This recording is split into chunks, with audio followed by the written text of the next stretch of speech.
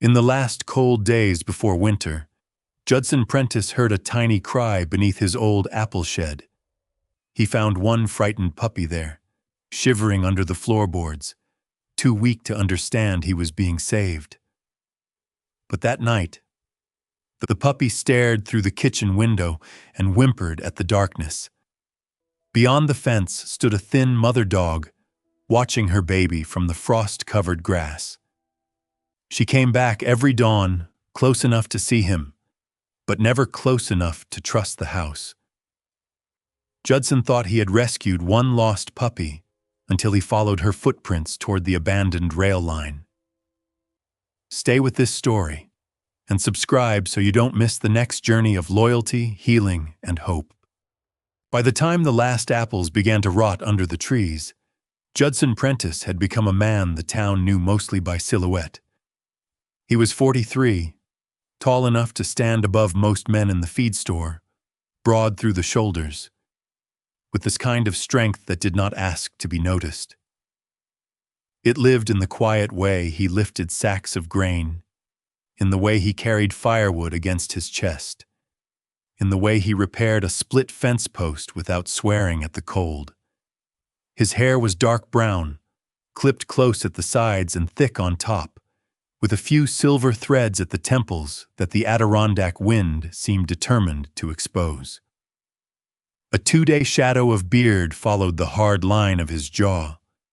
His eyes, gray-blue and steady, had the distant look of a man who had learned to measure danger before measuring joy. He had once been a Navy SEAL. People in the village said it carefully, as if the words themselves might wake something sleeping.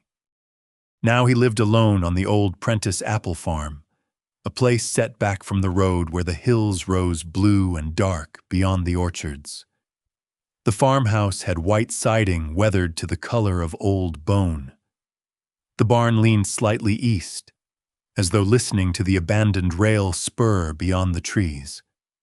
The apple shed, built when men still hauled fruit by hand and prayer, smelled of dust, cider vinegar, mouse nests, and damp wood.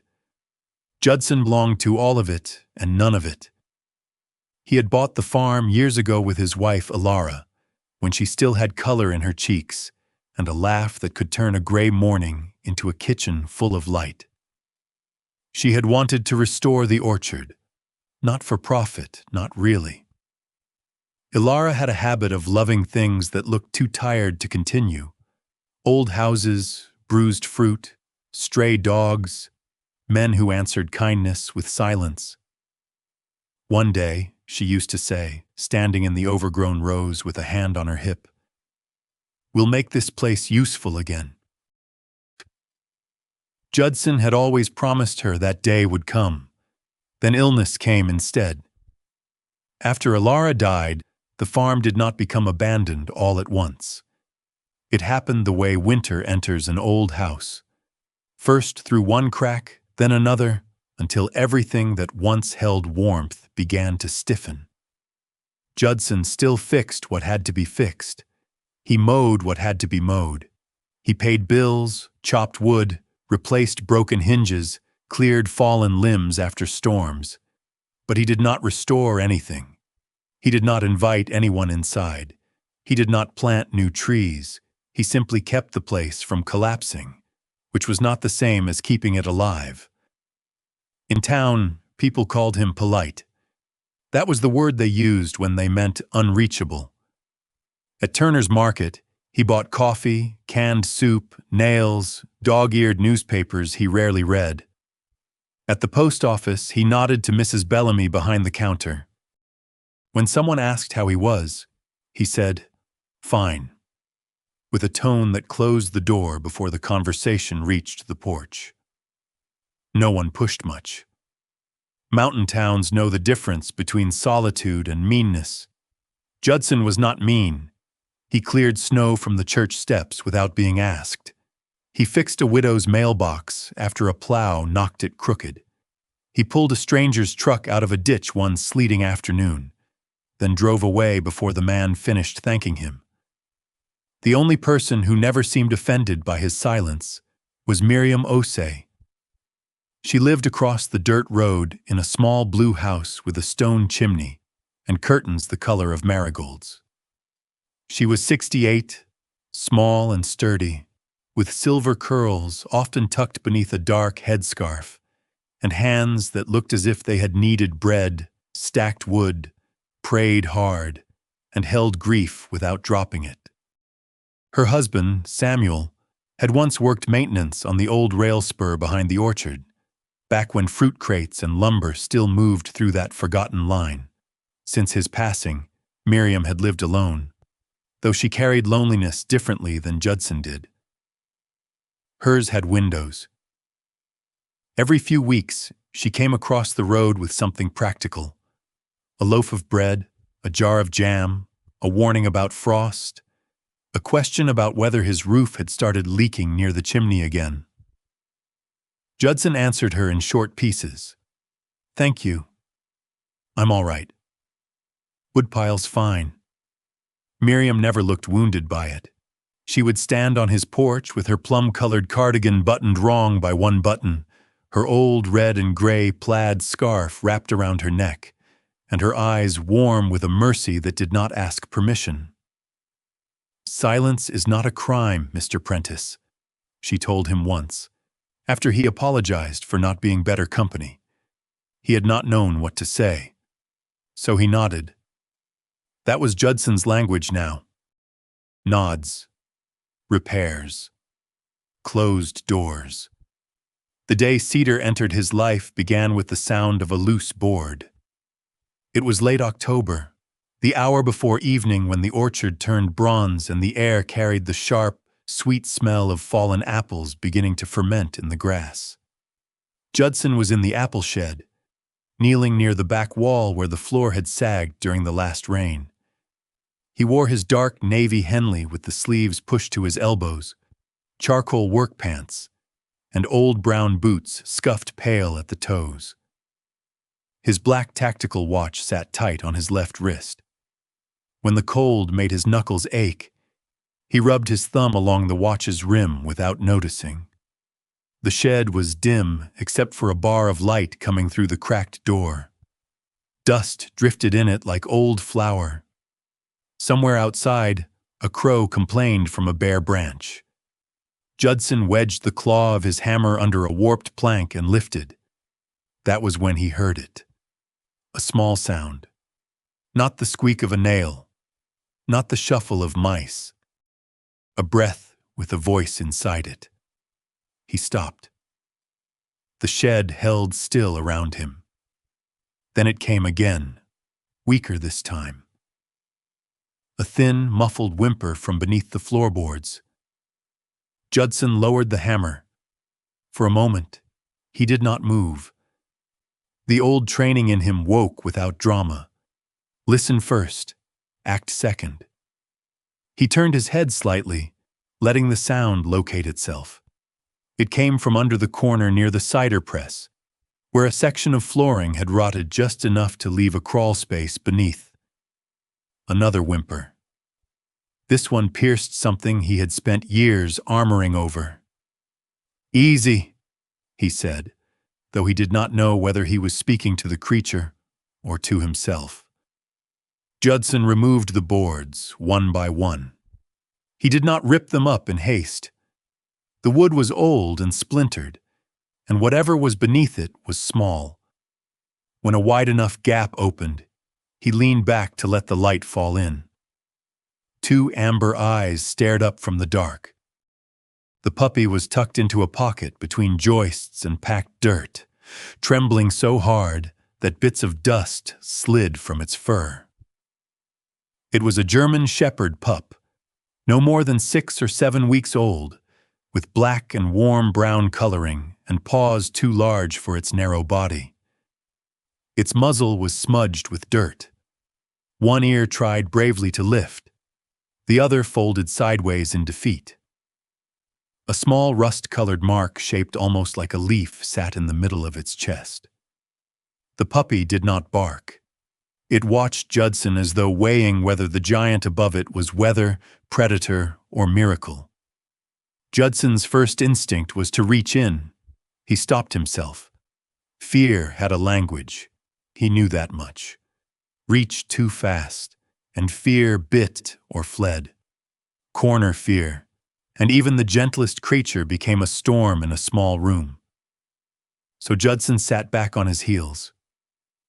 "You got yourself in a bad place," he murmured. The puppy blinked. He stood slowly and crossed to the workbench, where an old towel lay folded beneath a tin of screws. He took the towel, then went to the house for a shallow dish of water and a spoonful of softened food from a can he had bought months ago for no reason he could name. Maybe for a neighbor's dog. Maybe because Ilara used to keep such things around just in case. Her just-in-cases had once filled cabinets, drawers, glove compartments. Now one of them had a heartbeat under his shed floor. Judson placed the water and food near the opening, then moved back several feet and sat on an overturned crate. The puppy did not come out. The light faded. The crow left its branch. Cold moved into the shed and settled around Judson's knees. He waited. Waiting was harder than action. Action had edges. Waiting had ghosts. After nearly 20 minutes, the puppy stretched its neck forward and sniffed. Its nose twitched. One paw appeared, then vanished. Judson looked away, giving the little animal the dignity of not being watched too closely. He fixed his eyes on the old cider press instead. Ilara had loved that press. She had insisted they keep it even though the handle stuck and the screw mechanism groaned like an elderly man standing from a church pew. "We'll use it someday," she had said. Someday. The word moved through Judson like wind through an empty room. A soft scrape brought him back. The puppy had crawled halfway out, belly low, ears uneven, eyes on him. It reached the food, took one frantic mouthful, then looked up as if expecting punishment. None came. Judson remained still. The puppy ate again. Something inside his chest shifted, not healed, not opened, just shifted, like a locked door settling in its frame when someone knocks from the other side. When the pup finally crawled free, it was smaller than it had seemed in the dark. Too thin, cold, but alert. No obvious serious injury. Judson wrapped it loosely in the towel, careful not to trap its legs, and carried it against his chest. It stiffened at first. Then, halfway to the house, its shivering body pressed into the heat of him. Judson stopped on the porch. For the first time in years, he was afraid to enter his own kitchen. Not because of the puppy, because he could already feel the house changing around it. The kitchen smelled of black coffee, wood smoke, and the faint apple sweetness that never fully left the farm.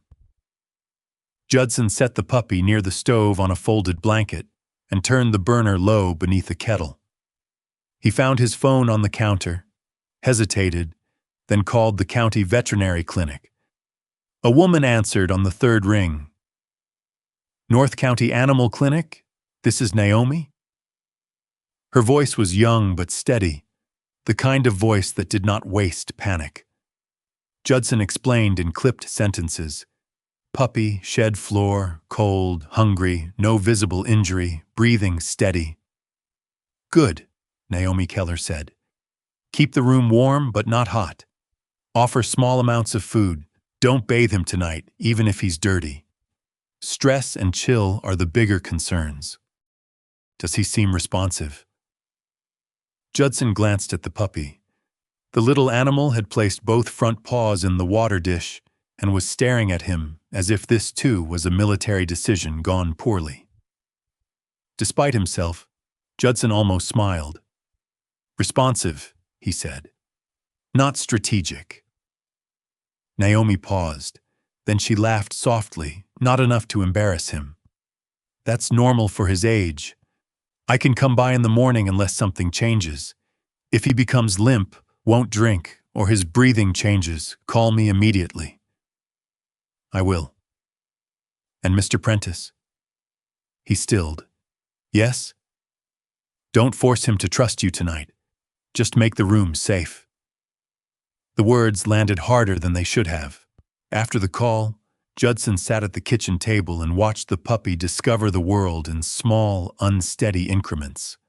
The stove's warmth, the blanket's softness, the strange mountain of Judson's boot, the unacceptable mystery of a chair leg. At one point, the puppy sneezed so violently that it tipped backward onto its haunches. Judson let out a breath that almost became a laugh. It startled him. The puppy looked offended. "All right," Judson said. "Fair enough." The kitchen, unused to conversation, seemed to listen. He named the pup Cedar just after dusk. It happened without ceremony. The little dog had fallen asleep with its nose tucked near the blanket's edge, the rust-colored patch on its chest, rising and falling. Judson stood over it with a mug of coffee gone cold in his hand, and the name came from some room in memory he had not visited in a long time. Cedar. Ilara had kept cedar blocks in the linen closet. She said the smell made old things feel protected.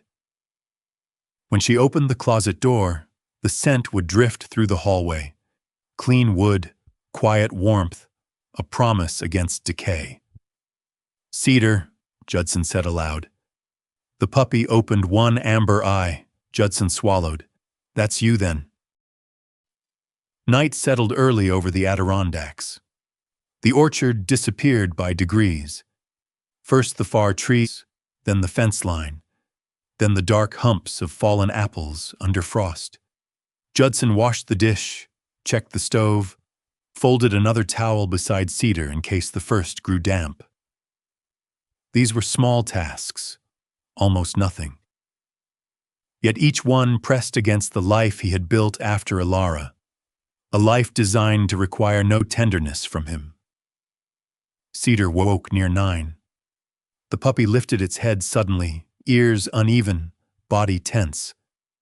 Judson looked up from the table. "What is it?" Cedar stared toward the kitchen window. At first, Judson saw only his own reflection in the glass.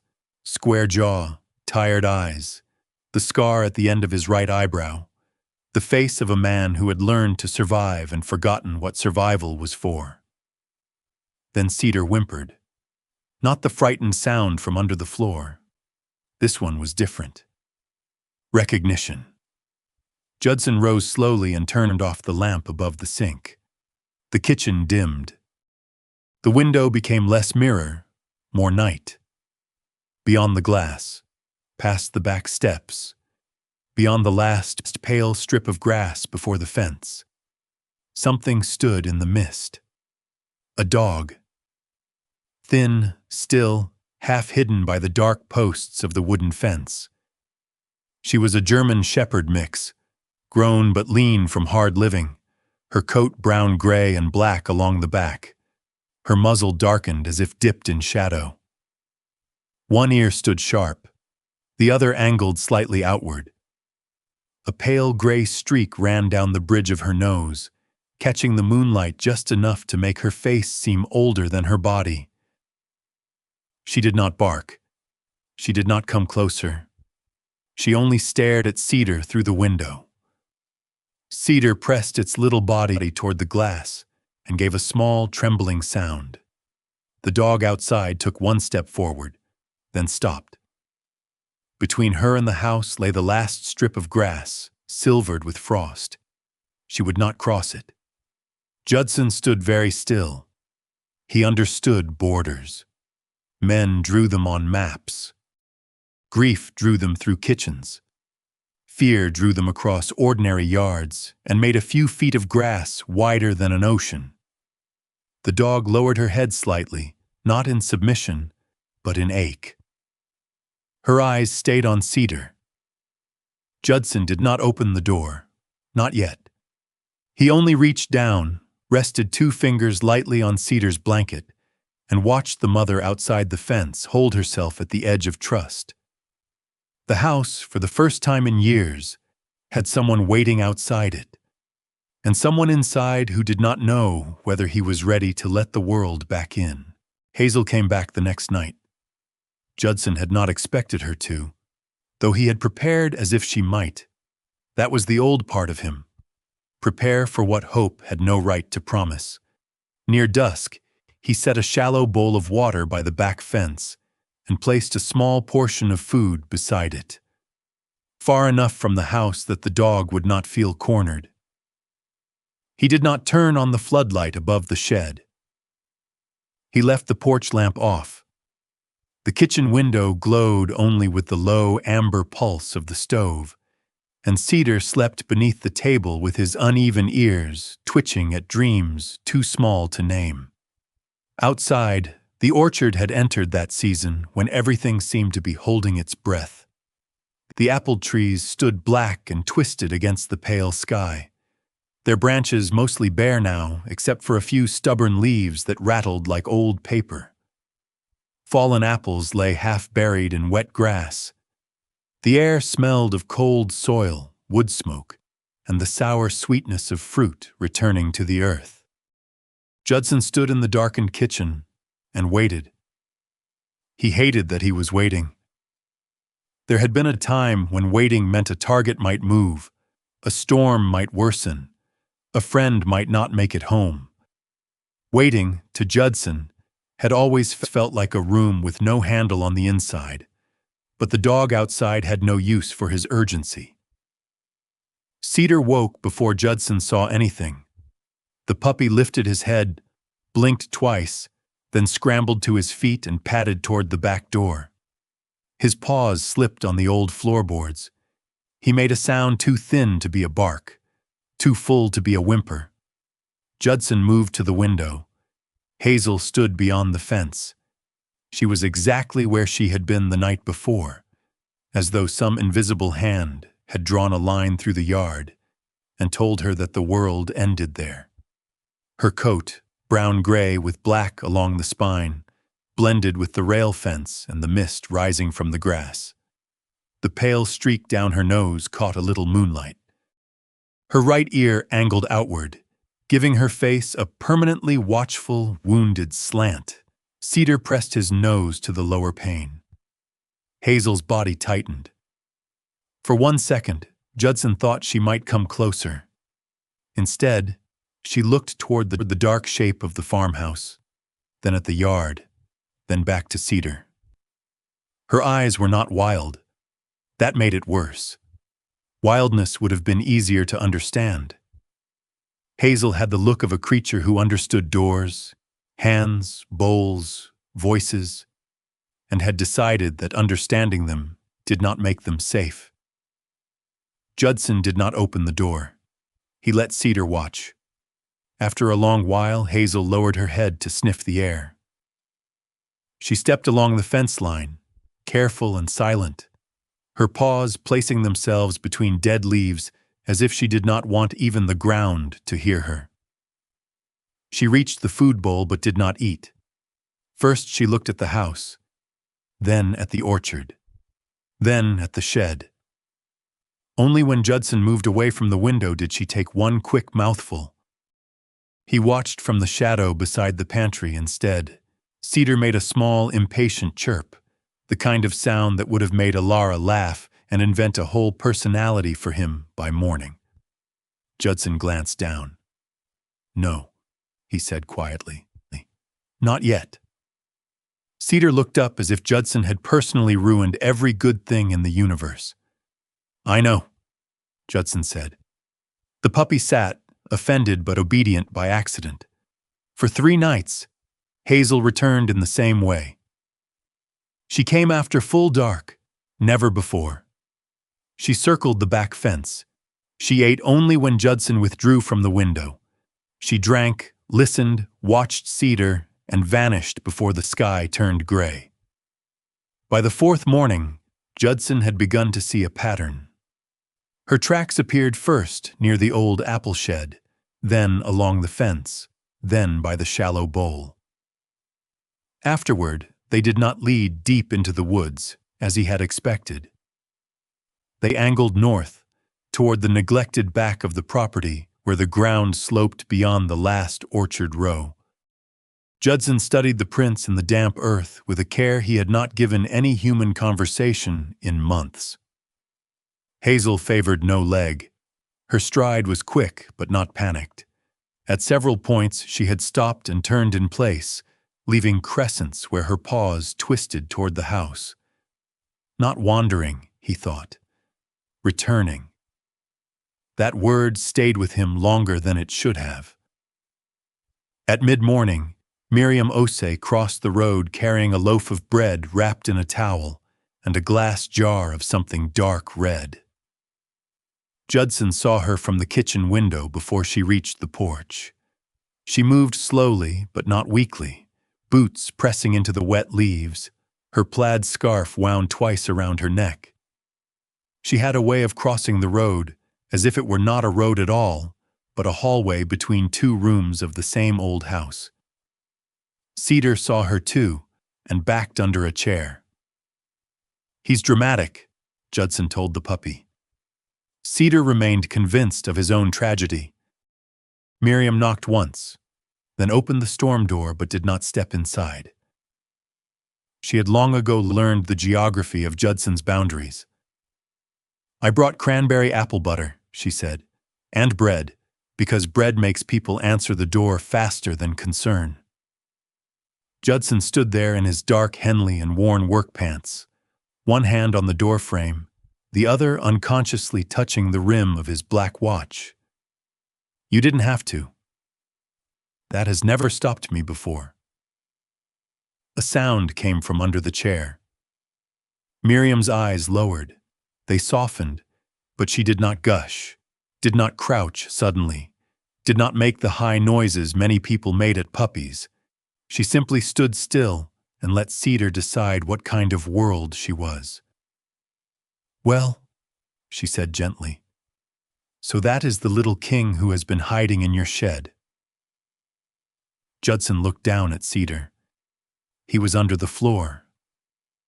That shed always did have more secrets than boards. Cedar crept forward just enough for Miriam to see the rust-colored leaf mark on his chest, and the one ear that refused to agree with the other. The puppy sniffed the air, then retreated again with great dignity. Miriam smiled. "He has opinions, mostly about food. That is a respectable place to begin." Judson almost smiled. Almost. He took the bread and jar from her. Miriam's gaze moved past his shoulder to the back window. "She came back?" she asked. Judson did not have to ask who. "Yes." Miriam was quiet for a moment, not surprised. Not exactly. "I wondered," she said.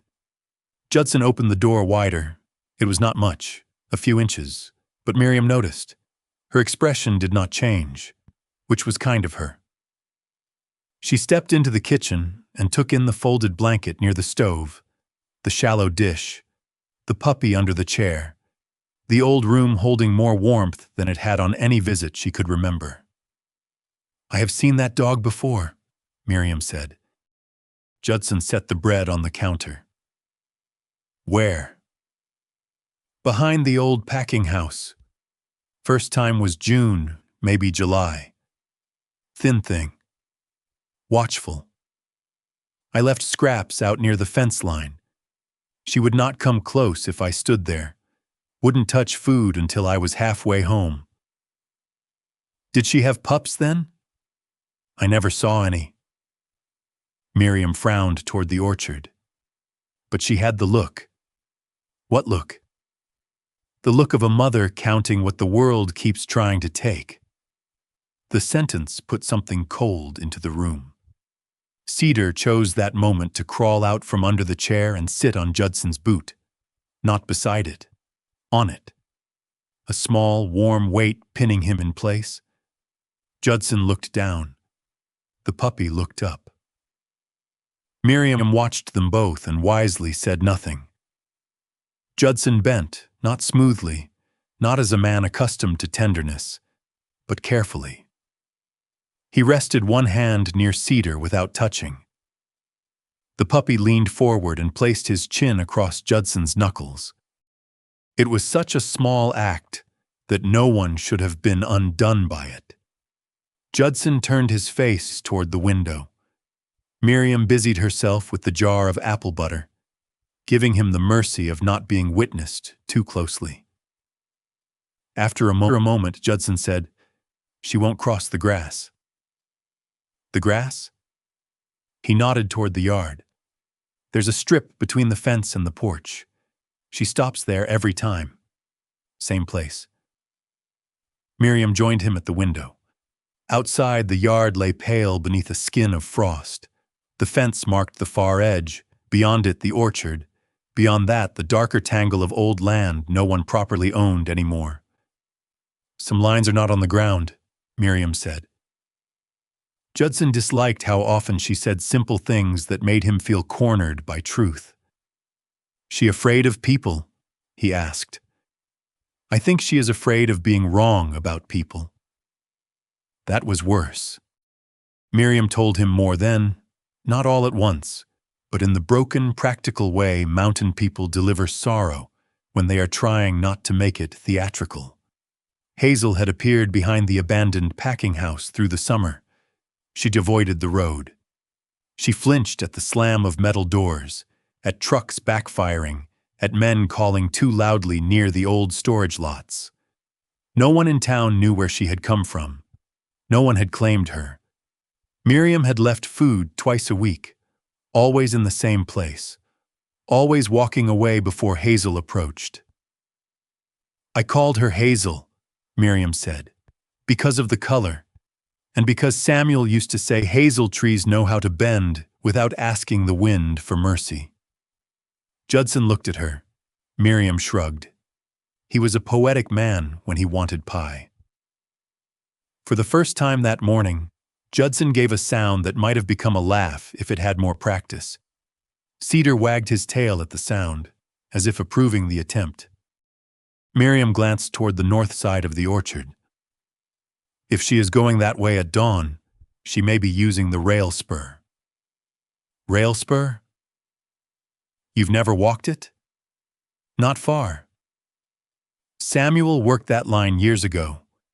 Fruit crates, lumber, feed deliveries. There's an old freight car still sitting beyond the packing house. Should have been hauled away ages ago, but the company folded and the paperwork turned into a swamp." She tapped a finger lightly against the window frame. "Children used to dare each other to go near it. Then they grew up and found less interesting ways to be foolish."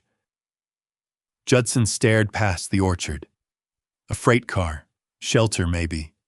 Poor shelter, but shelter.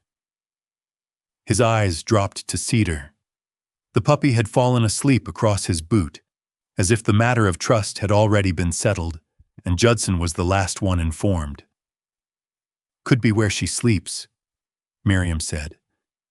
Judson nodded slowly, but the shape of the thought inside him was sharper than that. Not sleeps.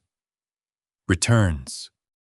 That afternoon, he changed the way he prepared the yard. He did not add more light. He did not move the food closer to the house. He did not try to trap Hazel with comfort.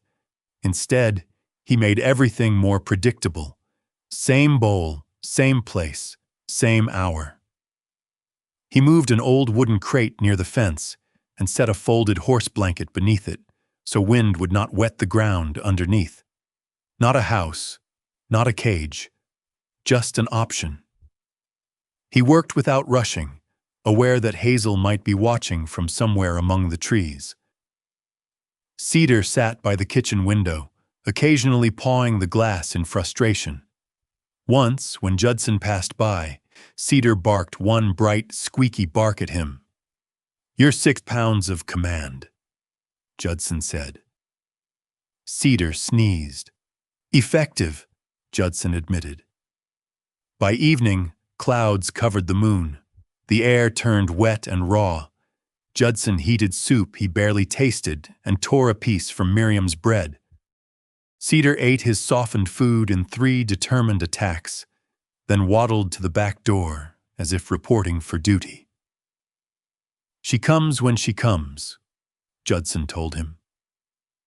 Cedar looked at the door. Judson looked too. The house felt different now, and that unsettled him more than the dog outside. It was not happy. Not yet. Happiness was too large a word, too bright. But the rooms had begun to make room for something other than memory. A towel by the stove, a bowl near the sink, tiny paw marks where Cedar had stepped in water and marched across the floor like a drunken general. Judson had spent years keeping the world from leaving marks on him. This puppy had done it before breakfast. Hazel appeared later than usual. Cedar felt her first, lifting his head from sleep. Judson rose and turned down the lamp. There she was, Anna, moving along the fence like a shadow with ribs and eyes. She paused at the crate Judson had placed beneath the windbreak. She sniffed the blanket. Her ears shifted. She looked toward the house. Judson stepped back from the window. Hazel ate, drank, circled once. Then she did something new. She picked up the edge of the blanket in her teeth. Judson tensed, uncertain if she meant to drag it away. But Hazel only tugged it halfway from beneath the crate, released it, then sniffed the ground where it had been. She seemed less interested in warmth than in scent. Cedar's scent maybe carried from Judson's hands. The house's scent. Smoke. Wool. Human. Hazel stood over the blanket for a long while. Then a truck passed far off on the county road. The sound was faint, but metal clattered in its bed. Hazel flinched back as if struck by memory, though nothing touched her. She retreated 3 steps, body low, eyes flashing toward the road. Judson did not move. Cedar whined. Hazel looked at Cedar through the glass, and the fear in her shifted into something more painful, wanting. She took 1 step toward the yard. Her front paw reached the last strip of grass. Stopped. The distance between fence and porch could not have been more than 20 feet. Judson had crossed it 1,000 times without knowing it existed. Now it seemed like the whole story of the world had narrowed into that pale band of frost. Hazel lowered her paw without moving forward. Then she turned away. Cedar scratched once at the door. Not wild, not disobedient, just grieving in the only way a puppy knew how. Judson crouched beside him. "I know," he whispered. Outside, Hazel did not vanish into the trees, not yet. She stood at the edge of the orchard, head turned north. Judson followed the direction of her gaze.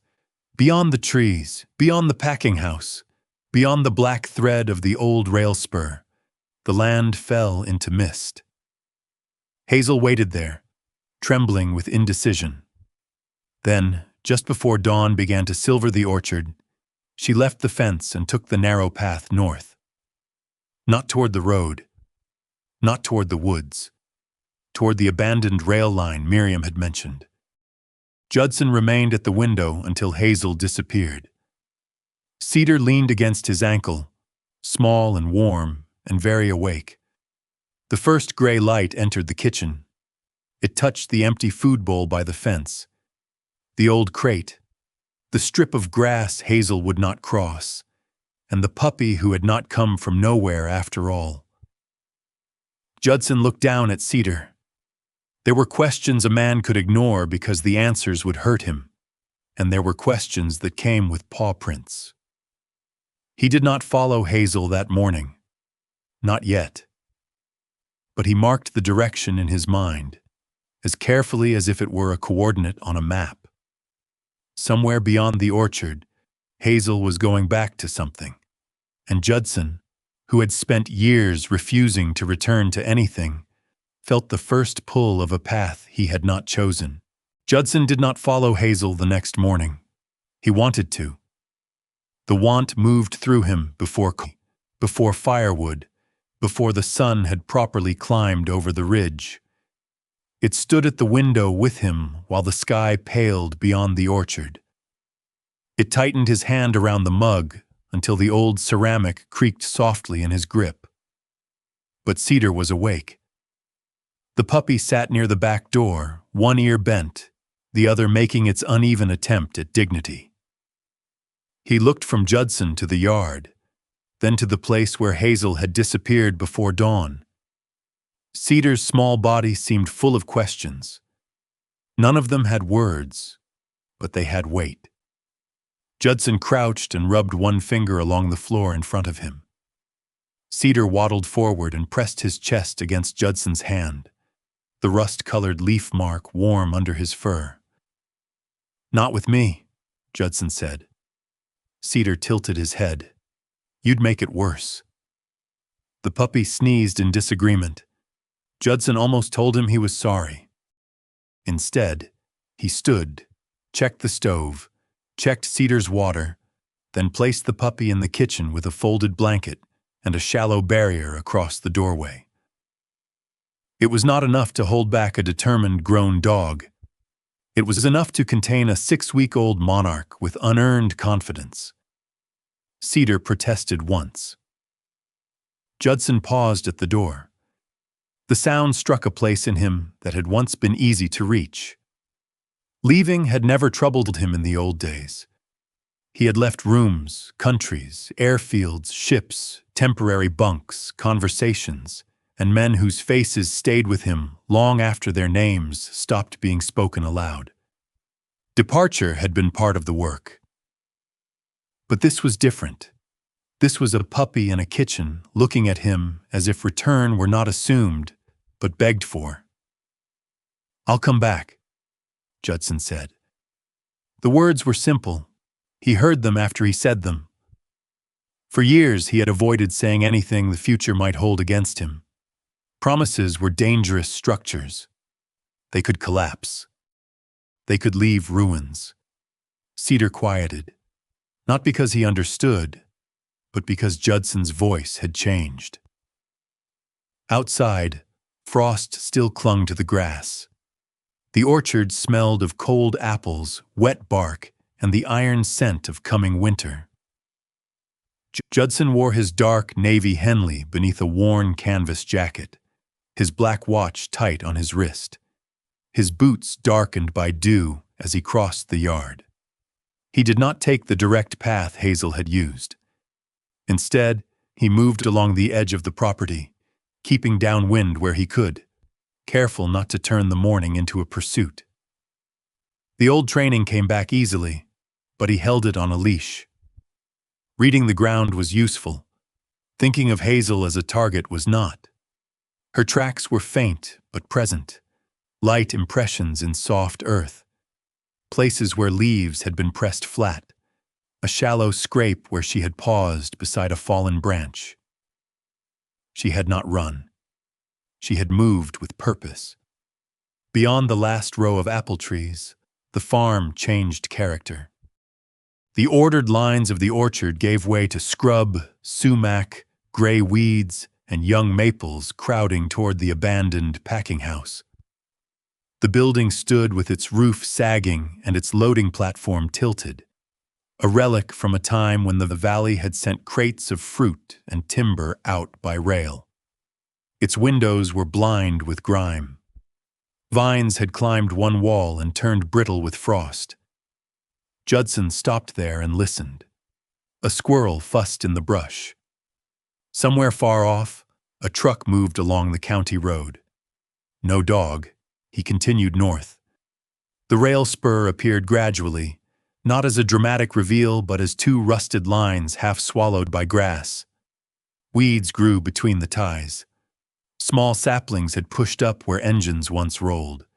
The rails had not carried anything in years, maybe decades. They led away from the packing house toward a narrow cut between low hills, then stopped near a battered red freight car sitting crooked on an old siding. Miriam had been right. The car looked less abandoned than left behind in the middle of a sentence. Its paint had peeled in long strips. One side bore a faded company emblem almost erased by weather. The sliding door hung open by a few feet, just enough to show darkness within. Tall grass crowded the wheels. A broken pallet lay nearby, silvered by age. No active rail line touched it now. The main tracks, if they still existed anywhere beyond the hills, were another world entirely. Judson stood at a distance. The wind moved through the open freight door and came out with a hollow sound. He waited. Nothing. Then, from inside the car, a tiny scrape. Judson did not step forward. Another sound followed. Not loud, not desperate. A soft, muffled whine, quickly stilled. He took 3 slow steps back and moved behind the trunk of a young birch, where he could see the doorway without filling it. He crouched. Cold soaked through his knees. Time passed in thin layers. At last, Hazel appeared from the brush behind the freight car. She did not come from the direction Judson had taken. She came from a side path, low and silent, head turning once toward the orchard, once toward the empty railbed. Her body looked leaner in daylight. The brown-gray coat that had blended into night now showed rough patches of winter undercoat coming in unevenly. The pale streak down her nose was clearer. So was the exhaustion held behind her eyes. She stopped before entering the freight car, her nose lifted. Judson held still. Hazel stared toward the birch where he crouched.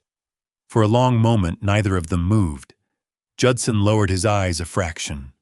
Not submission, not guilt, just less pressure. Hazel's ears shifted.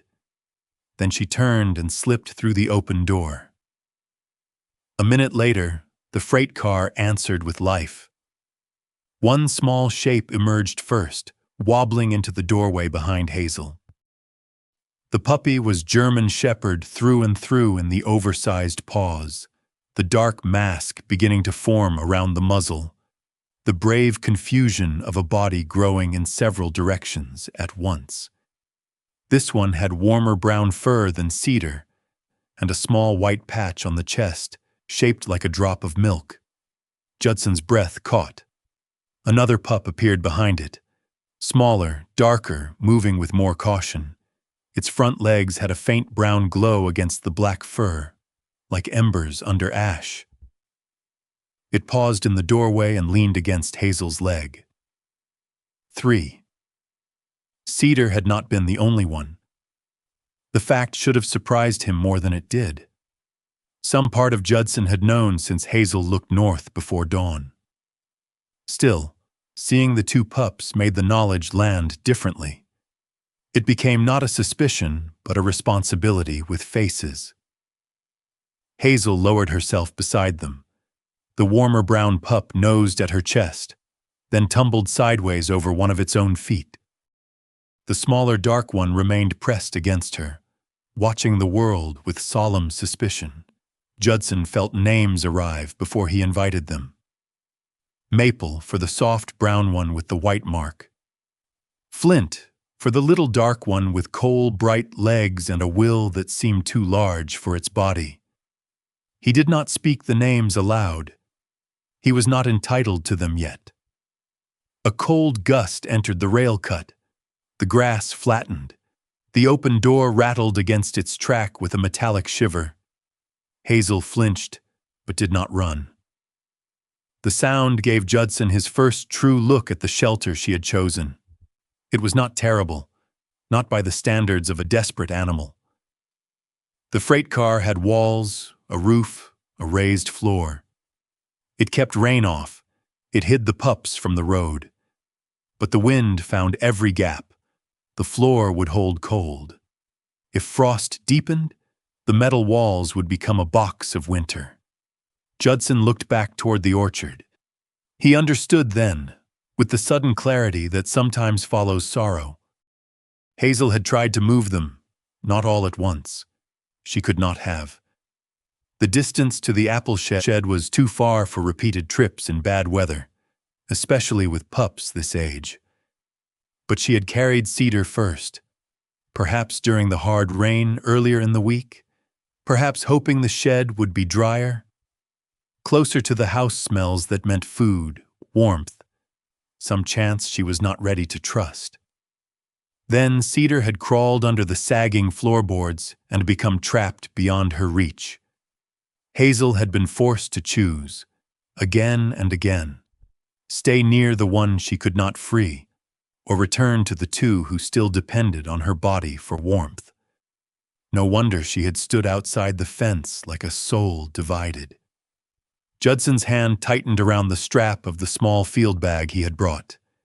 Inside were a towel, a water bottle, a shallow tin, and some of the food Naomi had recommended. He could walk over now. He could scoop up both pups, carry them back, force the story toward safety by the strength of his arms. The thought rose, clean and tempting. Then Hazel lifted her head and looked directly at him. There was no threat in her gaze, only a question. What kind of man are you when you see something helpless? Judson stayed behind the birch. Slowly, keeping his movements low, he took the shallow tin from the bag. He poured water into it, placed it on the ground where Hazel could see, and added a small portion of food several yards from the freight car. Then he backed away. Hazel did not approach while he was visible. Good, he thought. Not good because she was afraid. Good because she was still deciding for herself. He retreated to the packing house before pulling out his phone. Naomi Keller answered with wind in the background, as if she were already outside somewhere. Naomi. It's Judson Prentiss. Is Cedar all right? Yes. He looked back toward the rail spur. There are two more. The line went quiet for half a second. Puppies? With the mother. Old freight car north of my packing house. 6, maybe 7 weeks. One smaller. Moving. Alert. But it's cold. Naomi's voice changed. Not alarmed, but sharpened by purpose. Don't try to grab them unless one is in immediate distress. I haven't. Good. Can you keep visual distance? Yes. I'll come out. I'll bring high-calorie food, thermal blankets, and a carrier. We'll assess without crowding her. Judson looked at the freight car again. Hazel had crept toward the food. She took a mouthful, then moved back to the doorway and dropped it near the pups. Maple tried to take the entire piece and sat on it by mistake. Judson watched the absurd little battle with his throat tight. Judson, Naomi said, I'm here. Listen to me. If the mother has kept them alive this long, she is capable. Our job is to make the safer choice easier, not prove we can overpower her. Judson exhaled slowly. That a clinic rule? That is a life rule. The clinic just invoices for it. For the first time that morning, something like humor crossed his face. I'll wait. I'll be there in 20. Naomi arrived in a mud-splashed Subaru with the county clinic logo on the door and a canvas tool bag on the passenger seat. She was 31, with chestnut hair pulled low under a knit cap, an olive-gray veterinary jacket zipped to her chin, and the practical stride of someone who had stepped into many cold yards for animals who did not know they were being helped. Her face was young until she looked at an animal. Then it became calm in a way age alone could not explain. She did not ask unnecessary questions. She parked by the packing house, killed the engine, and closed the car door softly. Show me from a distance, she said. Judson led her to the edge of the rail bed. Naomi crouched beside him behind a screen of brush and studied the freight car. Hazel had retreated inside, but the pups were visible near the door. Maple boldly chewing on something that looked like old straw, Flint tucked farther back. Body condition on the mother is poor, but not catastrophic. Naomi said quietly. Pups are underweight. The smaller one concerns me, but he's responsive. He? Guessing from here. Don't quote me in court. Judson glanced at her. Naomi kept watching the dogs. I make jokes when people look like they're about to do something noble and unhelpful. I'm standing still. Heroic start. He could not tell if he disliked her or appreciated her. Possibly both. Naomi removed supplies from her bag. She prepared food in small portions, set out a second water dish, and handed Judson a folded thermal blanket. Not too close. We're building a trail of good decisions. Together, they placed the items in stages. Food within Hazel's comfort range. A wind-blocking blanket draped over a broken pallet, but not near enough to trap her. The carrier set far back with its door open and a towel inside, so it looked less like capture and more like shelter. Hazel watched from the freight car. Her eyes followed Judson most. He felt the weight of that attention. Not accusation exactly. Assessment, Naomi noticed. She knows you have cedar. How? Scent, routine. The fact she has seen him through your window and he is still alive, warm, fed. Naomi straightened slowly. That matters. Judson did not answer. It mattered to him too, in a way he was not ready to name. By early afternoon, Miriam Osei arrived with a thermos, a paper bag of biscuits, and the absolute expression of a woman who had decided nobody was allowed to freeze while being stubborn. I saw Naomi's car, she said, and I knew either an animal was in trouble or Mr. Prentiss had finally agreed to a social call. Animal, Naomi said. More believable. Miriam came no closer than they asked. When she saw the freight car, her face changed. The humor softened into memory. Samuel hated that thing, she said. Called it a red coffin for cold wind. Pardon the expression.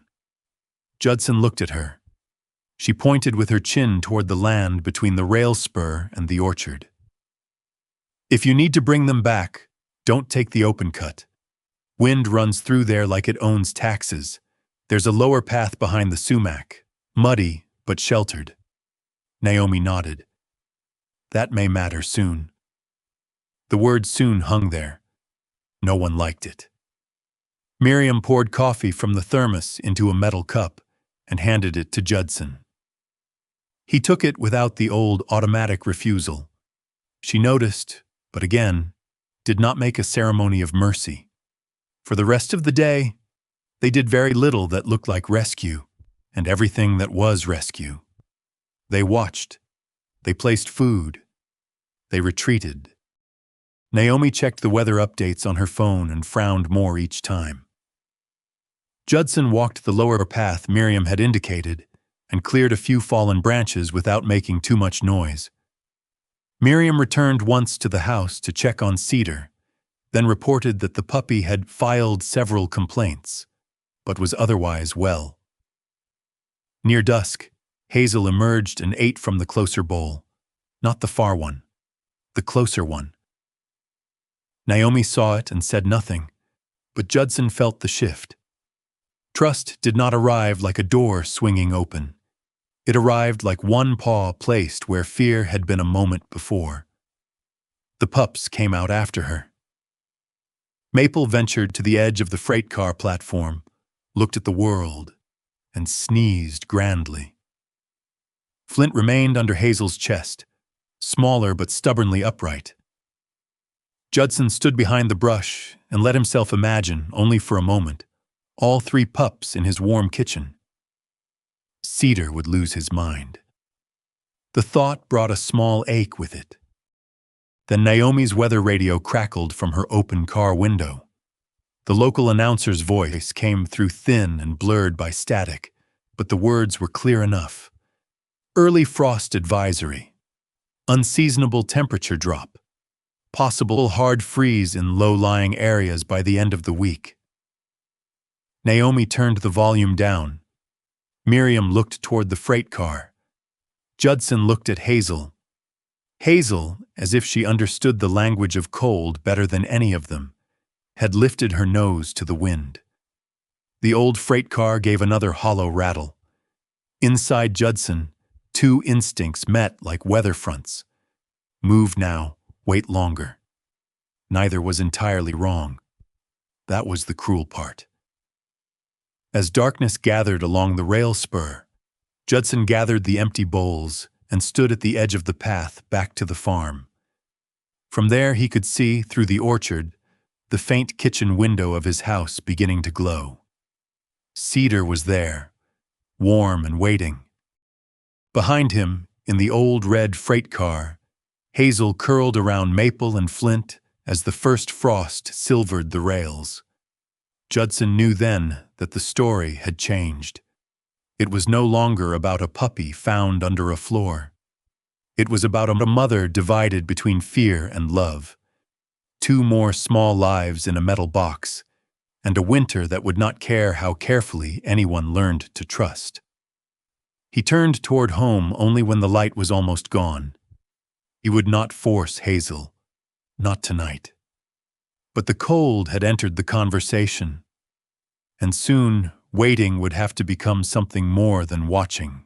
The cold arrived with the manners of an unwelcome king. It did not storm in.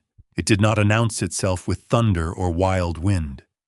It simply descended through the Adirondack dusk, settled into the hollows between the apple rows, glazed the old rails silver, and laid one pale hand on every living thing that had not yet found shelter.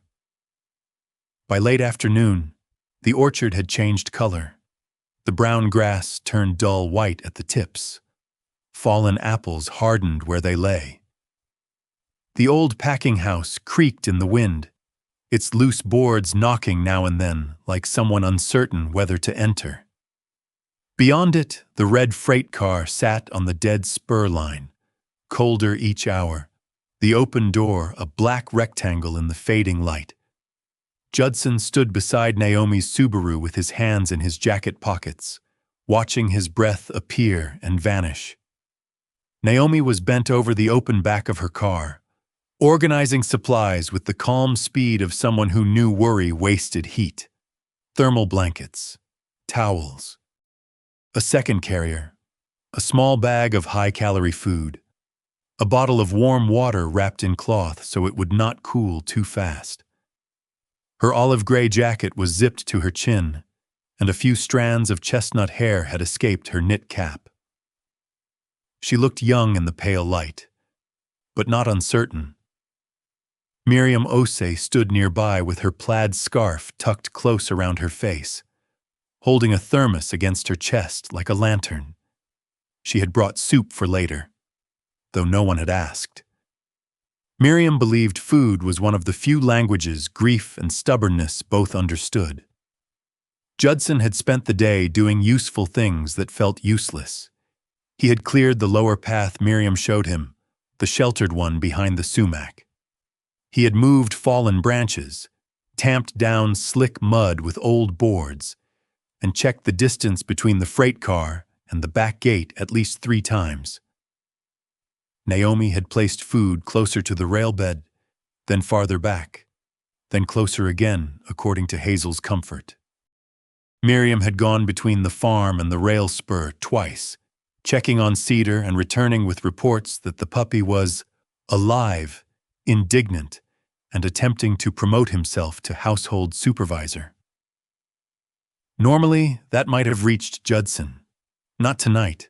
Tonight, every minute felt like a hand closing around the small bodies inside the freight car. Temperature is dropping faster than predicted, Naomi said, reading from her phone. Low 20s by midnight, maybe lower in the rail cut. Judson looked at the freight car. Then we bring them in. Naomi did not look up immediately. She folded one of the blankets, slow and exact. Not by rushing the mother. I didn't say rush. You said it like a man who was about to. Judson's jaw tightened. The scar at the end of his right eyebrow seemed sharper in the cold. They're puppies. I know. They're in a metal box. I know. Then what are we doing, Naomi? She finally turned to him.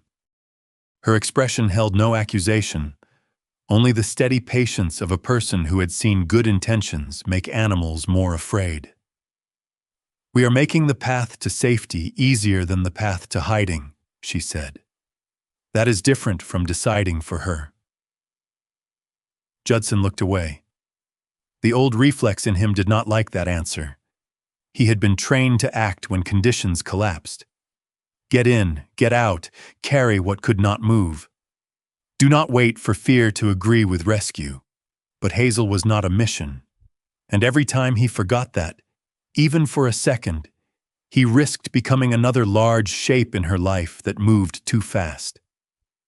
Miriam must have seen the thought cross his face because she stepped closer and held out the metal cup from her thermos. Drink before your temper freezes solid, she said. I'm not angry. No, of course not. You're just standing there looking like a barn door that lost an argument. Naomi made a small sound that might have been a laugh. Judson took the cup.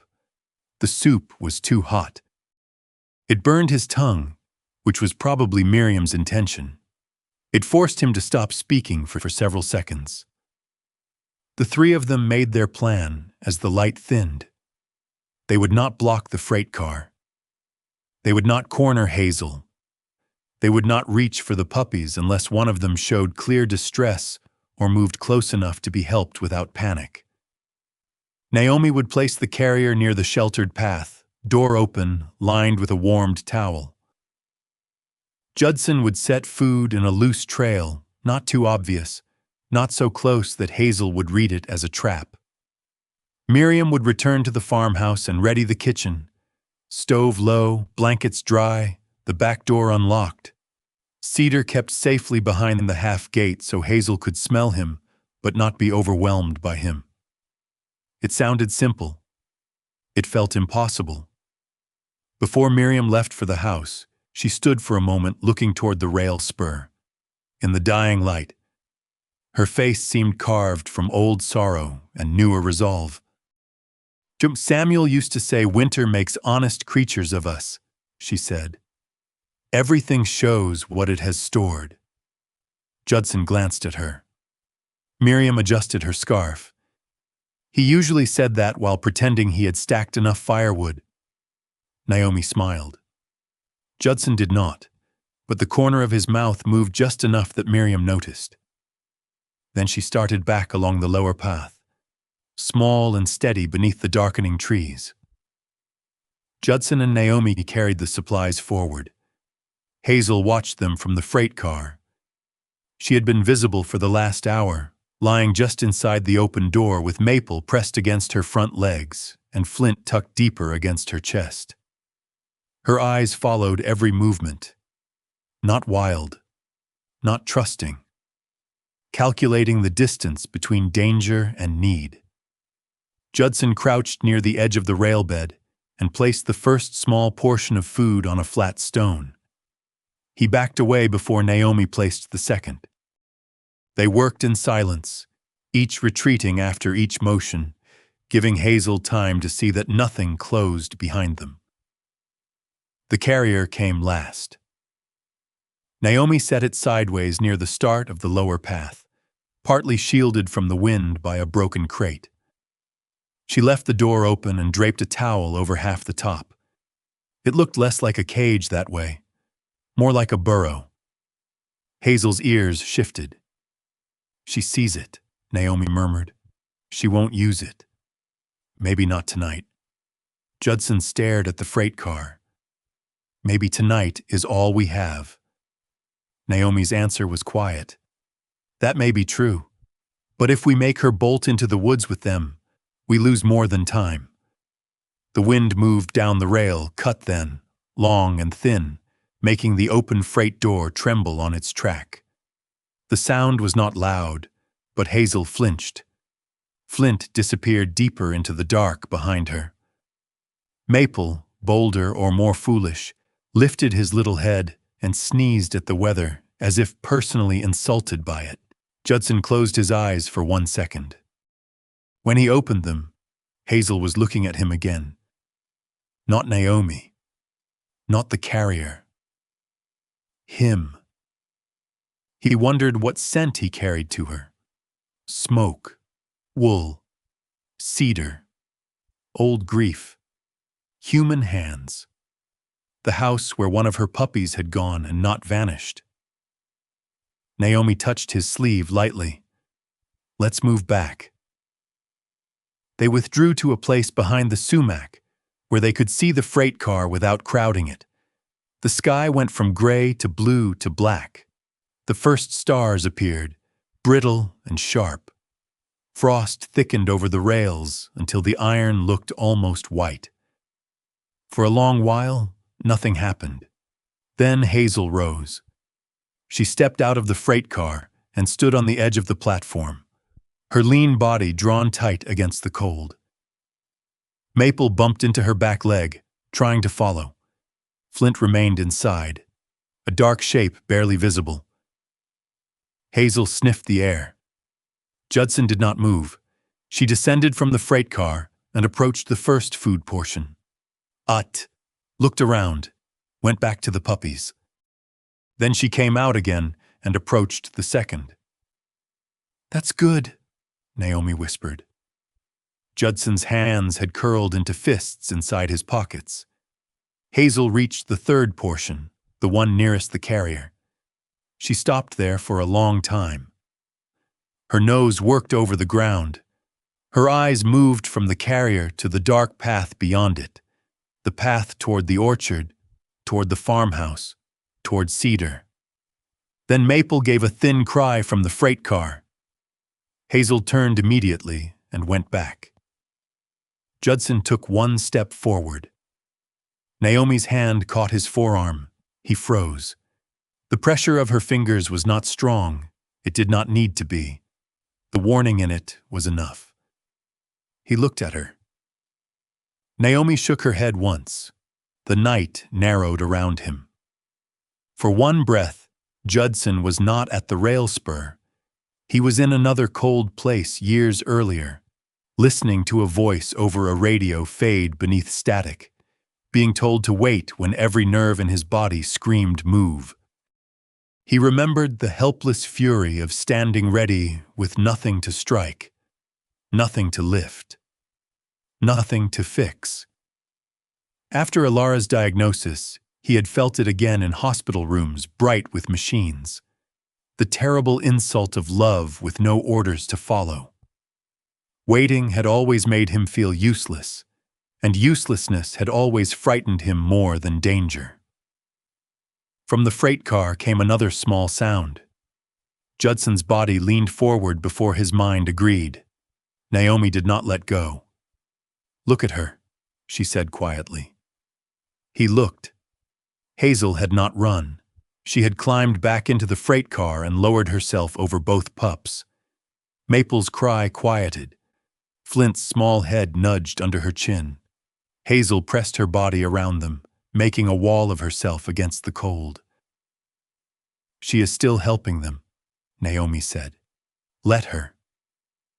Judson's throat worked. "She can't keep them warm enough in there." "No," Naomi said. "Not for long, but she is not failing them this minute." That sentence struck him with an accuracy he resented. Not failing this minute. How many years had Judson treated grief like a battlefield where any weakness meant total defeat? How many times had he believed that if he could not fix the whole ruin, then nothing he did mattered? Hazel did not have the luxury of that kind of despair. She had 2 puppies under her chin and 1 in a farmhouse kitchen. She did the next small thing, then the next. Judson slowly stepped back. Naomi released his arm. "Good," she said. He hated that the word nearly undid him. They waited another hour. Miriam returned once, wrapped tighter than before, carrying an old lantern with the flame turned low. She did not bring it close enough to alarm Hazel. She set it behind a stump along the path, a soft amber glow marking the way without flooding the dark. "Cedar can hear something," she told Judson. "He keeps waking and facing the back door." Judson looked toward the house, though he could not see it from this angle. "Is he all right?" "He is warm. He is fed. He is offended by barriers. So yes, he is all right." Naomi checked the temperature again and frowned. "How low?" Judson asked. "Low enough that I don't want them in there by tomorrow night." Tomorrow night. The words pressed against the dark. They adjusted the plan. Not more force, more invitation. Naomi suggested moving one towel from Cedar's blanket pile to the carrier, carrying the pup's scent without bringing Cedar himself. Miriam volunteered to fetch it. Judson almost refused out of habit, but the refusal died before it reached his mouth. "Thank you," he said. Miriam paused. Not because the words were dramatic, because they were offered before the help was finished. She nodded once and walked back toward the farmhouse. When she returned, the towel in her hands smelled faintly of stove heat, puppy breath, and the old kitchen floor. Naomi placed it inside the carrier. Judson watched Hazel watching. Something changed in the mother dog then. It was not trust. Not yet. It was recognition sharpened by longing. Hazel left the freight car again. She came down more slowly this time, head low, nose following the invisible thread of Cedar's scent. She passed the first food portion without eating, then the second. She reached the carrier and stood before it, trembling. Judson forgot to breathe. Hazel stretched her neck forward and sniffed the towel. For one suspended moment, the whole night seemed to gather around her. Then she turned back to the freight car. Judson's disappointment came so fast it almost tasted bitter. But Hazel did not vanish inside.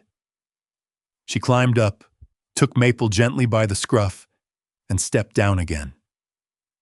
Naomi's posture sharpened beside him. Miriam's hand rose to her mouth. Judson stood as still as the frozen rail. Hazel carried Maple halfway down the path. Halfway. Then she stopped. Her head lifted. Her eyes found Judson in the dark. Maple hung quietly from her mouth, small and trusting in that foolish, sacred way puppies trust the body that carries them. Judson did not move. He did not whisper encouragement.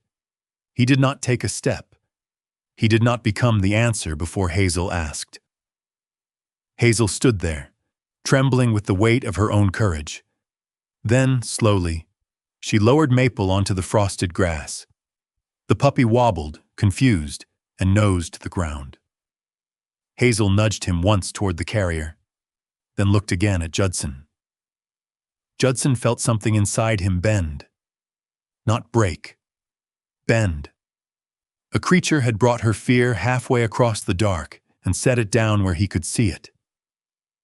He understood, suddenly, that this was not a failure to come all the way.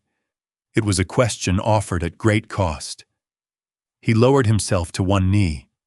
Not closer, just lower. Hazel watched. Maple sneezed. Miriam made a tiny sound that might have been a prayer or a laugh. The moment could not last. A branch cracked somewhere beyond the packing house, probably from frost. Hazel startled. In an instant, she picked Maple up again and retreated to the freight car. Judson remained on one knee until she disappeared inside. The cold found the bend of his neck. His fingers had gone numb. Naomi exhaled slowly. That was more than I expected. She went back. She came halfway. Judson looked at the place where Hazel had set Maple down. The frost there had been disturbed by tiny paws. Halfway. For years, Judson had measured progress only by arrival. Either the door opened or it did not. Either a person was saved or not. Either grief ended or it swallowed the room. Hazel had just taught him a smaller measurement, a paw print in frost, a towel accepted for scent, a mother carrying one child into the question of safety, then retreating before fear broke her. The night deepened. They did not try again. Naomi said Hazel had done enough. More pressure now would only teach her that courage brought pursuit, so they reinforced the windbreak outside the freight car, quietly, from a distance, using the broken pallet and another blanket tied where it would block the worst of the rail-cut gust, without sealing the doorway. They left food. They left warm water. They left the carrier with Cedar's towel inside. Then they withdrew. At the farmhouse, Cedar was waiting behind the half-gate with the outraged dignity of a prince denied military command. His ears perked unevenly when Judson entered. The puppy sniffed Judson's boots, then his hands, then the cold air clinging to his jacket. Judson crouched. Cedar climbed clumsily into the space between his knees and pressed himself there, as if trying to warm what the night had taken. Miriam moved around the kitchen quietly, setting bowls of soup on the table. Naomi washed her hands at the sink, shoulders slumping now that Hazel was no longer watching. The stove clicked and breathed. Outside the window, the yard lay pale beneath frost, the last strip of grass glowing faintly under the moon. Judson did not eat at first. He sat on the floor with Cedar and looked through the glass toward the dark line of the orchard. "Mama's trying," he said softly. Cedar looked up at him. Judson stroked one finger down the puppy's uneven ear. "She's trying harder than any of us." The words filled the kitchen and stayed there. Miriam, standing by the stove, turned her face away. Naomi said nothing. Outside, beyond the orchard and the old packing house, Hazel lay curled around Maple and Flint in the red freight car. The wind worried at the metal walls. Frost silvered the tracks. The carrier waited near the sheltered path with Cedar's scent inside it. Judson did not sleep much that night.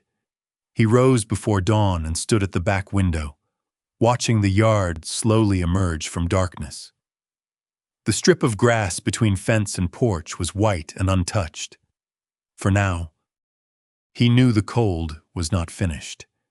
He knew waiting would not be enough forever. But he also knew something he had not known the night before. Hazel had not refused the path. She had only shown him how far trust could walk before fear called it home. By morning, the world had gone white at the edges. Not snow, not yet. Just frost thick enough to make the orchard look older than it was, as if the trees had turned gray in their sleep. The rails beyond the packing house shone pale under the first light. Every blade of grass between the freight car and the farmhouse carried a thin glass coat, beautiful in the cruel way cold can be beautiful when seen from behind a window. Judson did not see beauty in it. He saw distance. From the kitchen, Cedar watched him lace his boots with an intensity usually reserved for holy events and breakfast. The puppy's uneven ears made his seriousness difficult to respect, but Judson tried. He knelt, tightened the bootlace, and felt Cedar press his nose against his sleeve. "You stay," Judson said. Cedar gave one soft protest.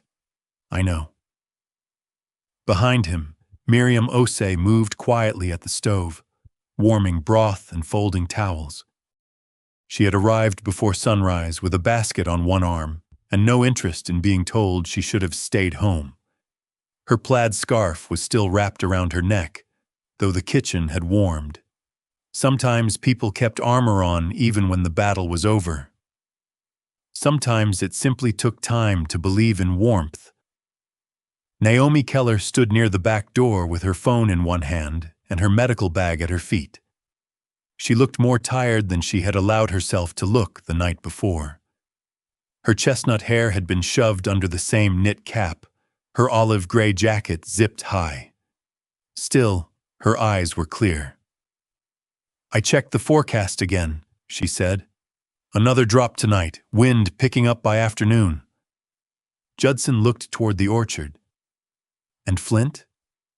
Naomi hesitated. "That was enough." "He was responsive last night," she said. "But he's the smallest. If he burns too much energy staying warm, he could weaken fast." Miriam set one folded towel on the table with a little more force than necessary. "Then today is today." Naomi nodded. "Today is today. But we still don't chase. We don't grab unless we have to. We make it easy for Hazel to choose the house." Judson's jaw tightened, but he said nothing. He had spent the night learning that silence could be discipline, not just retreat. The plan was adjusted with care.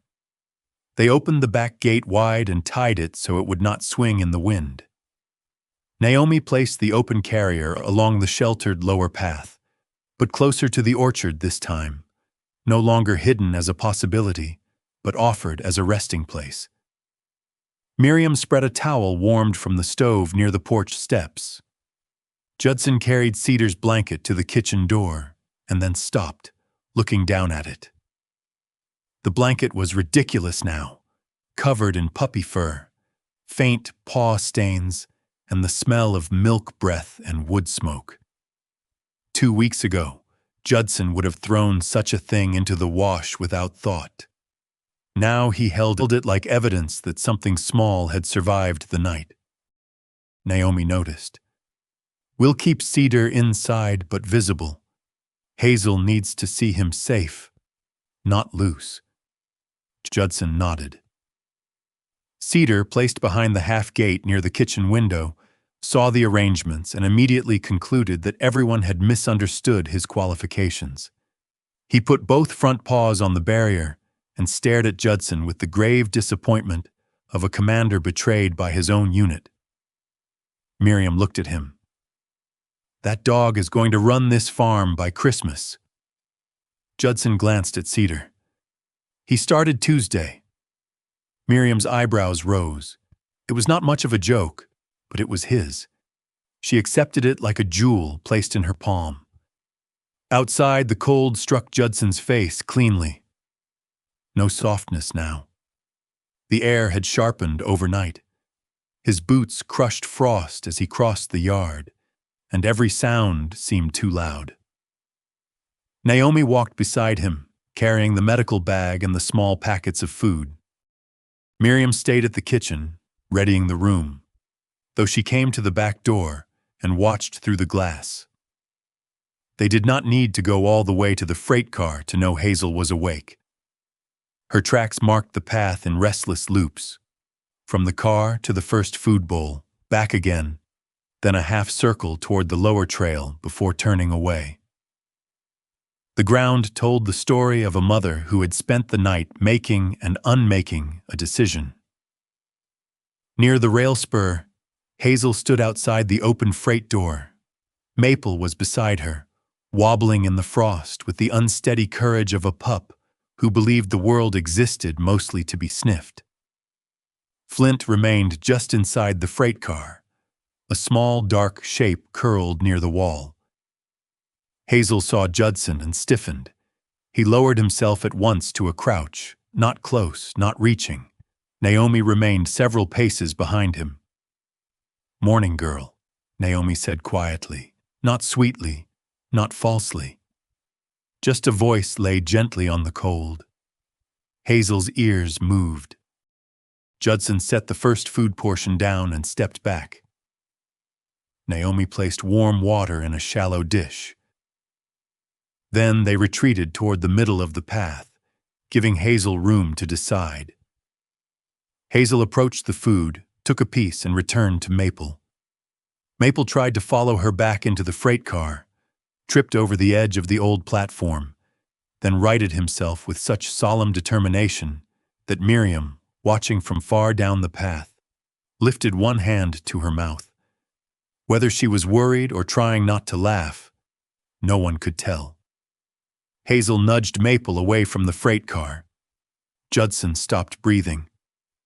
The mother dog took one step toward the lower path. Maple followed, nose down, stopping every few inches to investigate frost, grass, old leaves, and the mysteries of his own feet. Hazel looked toward Judson. Judson remained on one knee. The path between the freight car and the farmhouse was not long for a grown person. That morning, it became a pilgrimage. Hazel did not carry Maple the whole way. He was old enough to stumble after her, young enough to need guidance. When the grass grew thick, she touched his side with her muzzle. When he wandered toward the rail bed, she stepped in front of him. When he sat down abruptly, as if struck by the exhausting philosophy of walking, she waited. Judson watched the patience in her and felt ashamed of every time he had mistaken speed for devotion. Halfway to the orchard, Maple found the carrier. He climbed halfway inside, turned around, got confused by his own back legs, and sat down with his head sticking out. Naomi's shoulders loosened. "That's good," she whispered. Hazel did not enter the carrier. She sniffed it, checked Maple, then moved on. Judson shifted slightly to clear the path. Hazel froze. He stopped. A whole conversation passed between them without language. "I will not take him. I do not know that. I know." Cedar's faint whine came from the farmhouse window. Hazel's head lifted. Maple heard it too and began wobbling faster, suddenly possessed by purpose. At the edge of the yard, Hazel stopped before the back gate. This was the line she had avoided for nights. Fence behind her. Orchard behind that. Freight car farther still. Ahead lay the open yard, the porch, the kitchen window where Cedar's small shape pressed against the glass. Hazel's body trembled, not from cold alone. Judson had reached the porch before her and lowered himself beside the steps. In his hands was the warm towel. He did not stretch it toward her. He placed it on the ground between them, then backed away until his shoulder touched the porch post. Miriam stood behind the kitchen door, still as a woman in church. Naomi was near the gate, ready but not crowding. Maple crossed first. The little pup wandered through the open gate, stepped onto the frosted yard, and sneezed as if announcing his arrival to the kingdom. Cedar's tail thumped against the kitchen floor so rapidly it sounded like rain. Hazel watched Maple reach the towel. Then, slowly, she placed one front paw over the strip of grass. The yard did not change. No door slammed. No hand reached. No human voice rose in triumph. Hazel placed the second paw down. Judson felt the moment pass through him like a bell rung underwater. For nights, the strip of grass had been an ocean. Now it held the prints of a mother who had decided, for one breath, that love could be larger than fear. Maple reached the towel and collapsed onto it, not unconscious, simply exhausted by the grand adventure of 20 yards. Judson remained where he was, though every part of him wanted to cover the little body, lift him, carry him to the stove. Naomi stepped in only when Hazel looked back toward the rail spur. "Let her go," Naomi said softly. Hazel turned. For a moment, her eyes met Judson's again. Then she ran back for Flint. The waiting that followed was worse because now they knew the path could be crossed. Maple was close enough for Naomi to assess quickly. She moved low, slow, keeping her body angled away from Hazel's line of return. With 2 fingers, she touched Maple's side, checked his warmth, his breathing, the alert movement of his head. "He's cold and hungry," she said quietly, "but responsive." Miriam opened the kitchen door just enough to receive him. Naomi wrapped Maple in the towel and passed him inside.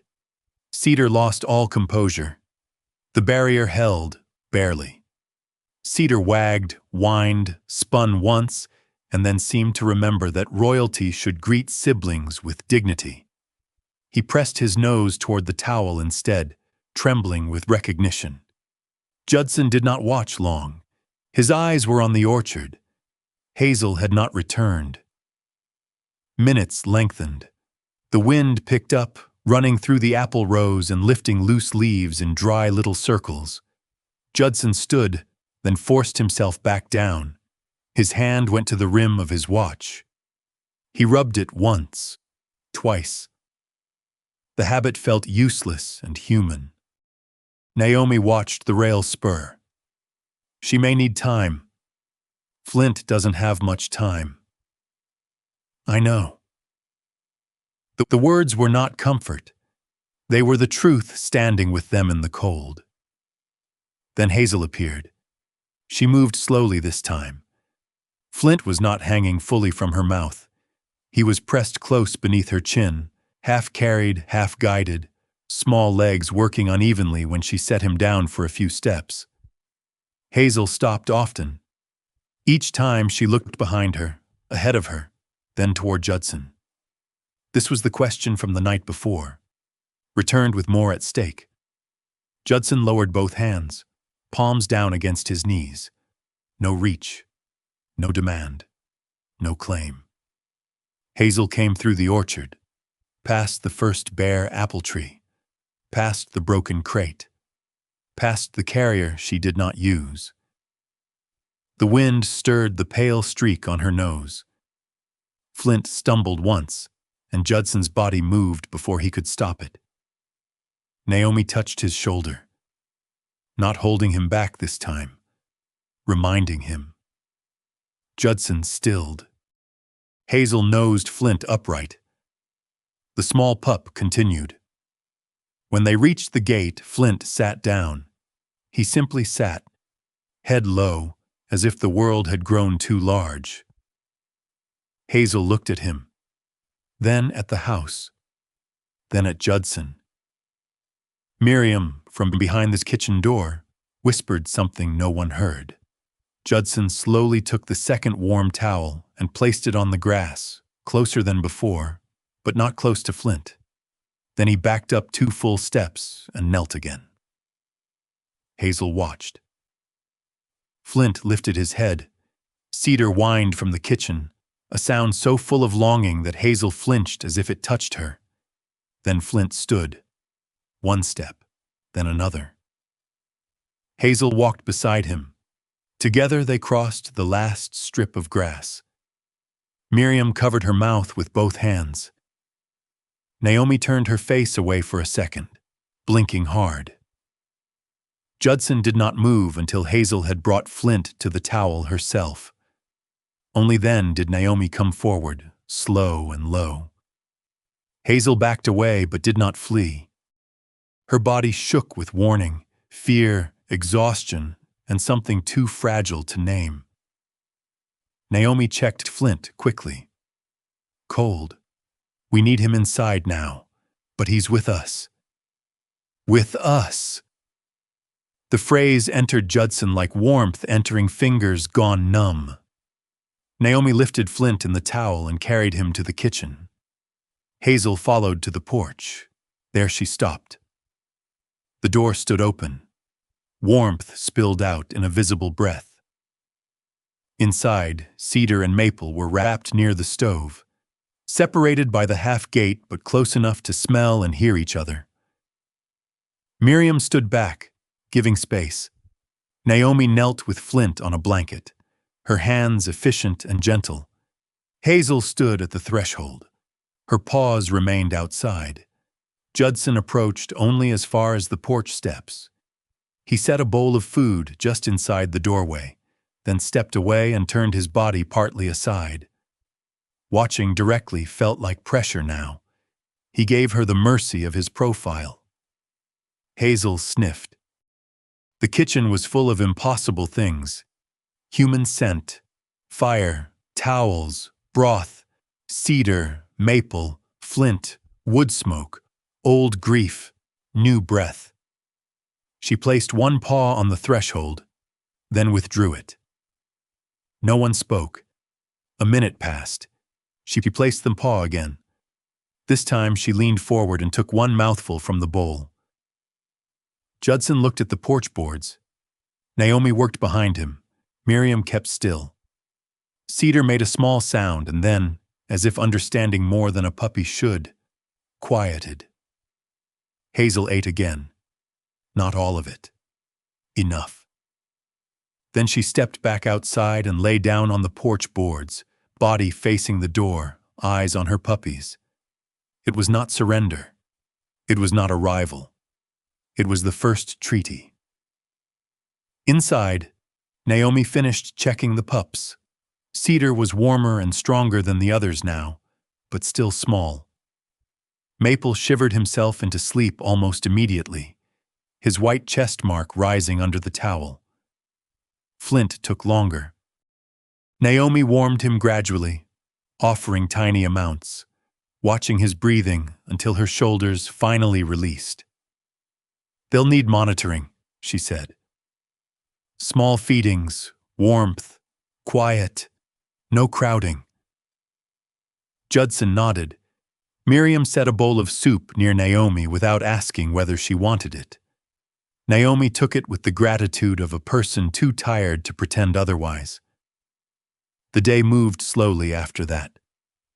Hazel remained on the porch through the afternoon. She stood and peered into the kitchen. Once, she stepped in with both front paws, sniffed the floor, then backed out again. Judson did not praise her aloud. Praise, he sensed, would turn the moment into a performance. Instead, he kept the stove steady, the door open when the air allowed, and his movements predictable. Toward evening, the sky outside deepened to blue.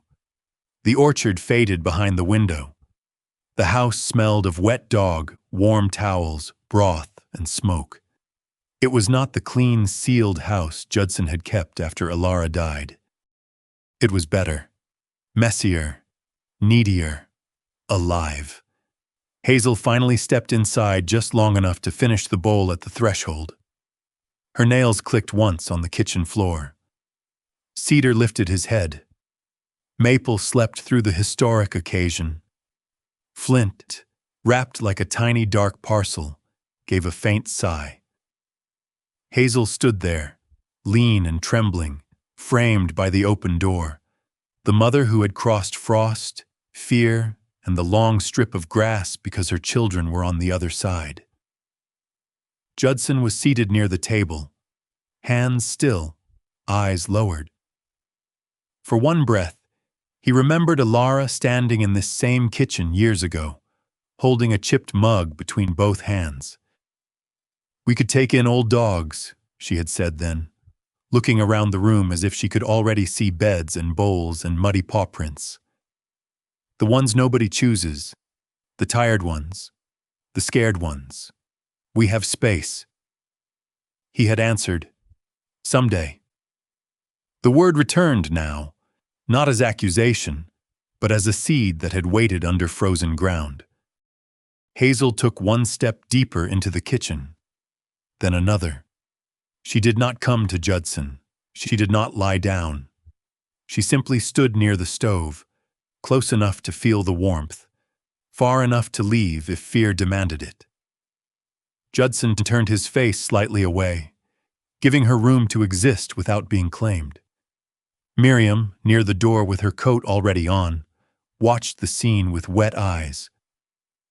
"I should let you rest," she said softly. Judson looked up.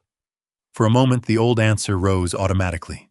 A nod, a polite thank you, a closed door. But the kitchen had changed the rules. Cedar was asleep with his head against the barrier. Maple and Flint breathed under towels near Naomi's bag. Hazel stood inside the house like a question that had finally dared to enter. Miriam Osi, who had crossed the road for months with bread and patience and no reward, waited at the edge of leaving. Judson swallowed. "Thank you," he said. Miriam smiled. "You're welcome, Mr. Prentiss." He hesitated. The next word was harder than he expected. Miriam. Her smile changed. Not bigger, deeper. For a second, she looked toward the floor, blinking once. When she looked back, her voice was steady, but softer. "You keep that door from slamming tonight," she said. "That mother has earned a quiet threshold." "I will." "I know." She stepped out into the cold, pulling her plaid scarf close. Judson closed the door only halfway, leaving it open enough that Hazel could choose the porch if she needed it. The night air entered in a narrow seam. The stove answered with heat. Hazel lowered herself near the threshold, not fully inside, not fully out. Judson sat on the floor a few feet away with Cedar sleeping at his side. No one had been saved completely. Not Hazel, not the pups, not Judson. But the house held all of them for one evening. And sometimes, before healing becomes a miracle people can point to, it is only this: a warm kitchen, an open door, and a frightened mother finally eating where she can see her children sleep. In the weeks that followed, the Prentiss apple farm learned to make noise again. Not loud noise. Not the kind that broke the morning open or sent crows flying from the trees. It was smaller than that, domestic and uneven. The click of puppy nails on old floorboards. The scrape of a food bowl being pushed under the table by a nose with more enthusiasm than skill. The soft thump of Cedar's tail against the cabinet when Judson entered the kitchen. The breath of the stove. The occasional offended bark from Maple whenever his own foot betrayed him. The house had once been built around silence. Now silence had to share. Judson did not know what to do with that at first. He had organized his loneliness with military precision. Coffee at 5:30, firewood before breakfast, repairs before noon, canned soup or bread in the evening, lights out early unless sleep refused him. There had been comfort in a day that asked nothing unexpected. The puppies destroyed that system in less than 48 hours. Cedar, stronger now, appointed himself Judson's shadow. He followed him from stove to sink, sink to woodbox, woodbox to back door, always with one ear lifted and the other still uncertain about its future. Maple recovered quickly and became a round-bellied explorer, treating the kitchen as a continent in need of mapping. Flint remained quieter, smaller, more deliberate. He watched before moving, but once he chose a place, he claimed it with the solemn authority of a judge. Hazel watched them all. For the first few days, she stayed mostly near the threshold. Judson had left the kitchen door open whenever the cold allowed, and he had repaired a corner of the apple shed into a warm, dry den with straw, blankets, and a low windbreak. Hazel used it at night at first. Then, one evening, she stepped into the kitchen after the puppies had fallen asleep and stood near the stove until the heat softened the trembling in her legs. Judson did not look directly at her. That had become one of their agreements. He could fill the water bowl. He could place food where she expected it. He could move slowly, speak low, and keep Cedar from tumbling into her when she needed space. But he could not demand gratitude. He could not name her trust before she had chosen it. Hazel did not owe him the shape of a pet. She owed her children survival. Everything after that was a gift. Naomi Keller came every few days, sometimes in the morning with frost still in her hair, sometimes near dusk when the orchard was turning violet under the hills. She would set her gray-green canvas bag on the table, wash her hands, and turn the kitchen into a small clinic without making it feel like one. "Wait is better," she said one afternoon, lifting Maple gently onto a folded towel. This one may be part bear. Maple attempted to eat the corner of her sleeve. Possibly part goat, Naomi corrected. Judson stood nearby with Cedar sitting on his boot. He tried to chew the broom. Did he win? The broom is reconsidering its life. Naomi smiled but kept working, her hands careful and sure. She checked ears, eyes, bellies, gums. She showed Judson how to note feeding times, how to watch for signs of fatigue, how to warm without overheating, how to clean without startling. Judson took notes in an old farm ledger Alara had once used for orchard plans. The first page still had her handwriting at the top. Spring grafting schedule. Judson had avoided that ledger for years. Now beneath Alara's careful letters, he wrote, Cedar, stronger appetite. Maple, gaining, trouble standing still. Flint, slower, alert. Hazel, 8 inside doorway. The sight of the two handwritings sharing the same page unsettled him. It also comforted him. Miriam Osei noticed, of course. Miriam noticed most things and commented on only half of them, which Judson had come to understand as an act of mercy. She came often now, crossing the road with bread, old towels, jars of broth, and stories that seemed to arrive accidentally, but always landed where they were needed. She did not invade the kitchen. She occupied a chair near the stove like someone tending a watchfire. One afternoon, while Judson tried to repair a loose cabinet hinge and Cedar tried to supervise by sitting on the screwdriver, Miriam told Naomi about the winter Samuel dropped an entire crate of apples into the creek. He claimed the bridge moved, Miriam said, stirring tea with unnecessary dignity. As if a bridge woke up that morning and chose mischief. Naomi laughed. Judson made the mistake of imagining the scene. Samuel Osei, solemn and indignant, standing over a creek full of floating apples while Miriam laughed from the bank. A sound left him before he could stop it. Not large, not free, but unmistakably a laugh. Cedar startled so hard he bumped his head on the cabinet door. Maple barked at Cedar for disrespecting the architecture. Flint, disturbed from sleep, opened one and judged them all. Miriam looked into her tea. She did not smile at Judson directly. That would have ruined it. Instead, she said, "The Wapples were very brave. Went downstream in formation." Judson pressed his lips together, but the laugh stayed in the room like a bird that had found an open window. That evening, Hazel came fully into the kitchen and lay down near the stove for almost 10 minutes. Not because anyone called her, because the room had laughed and nothing terrible had happened.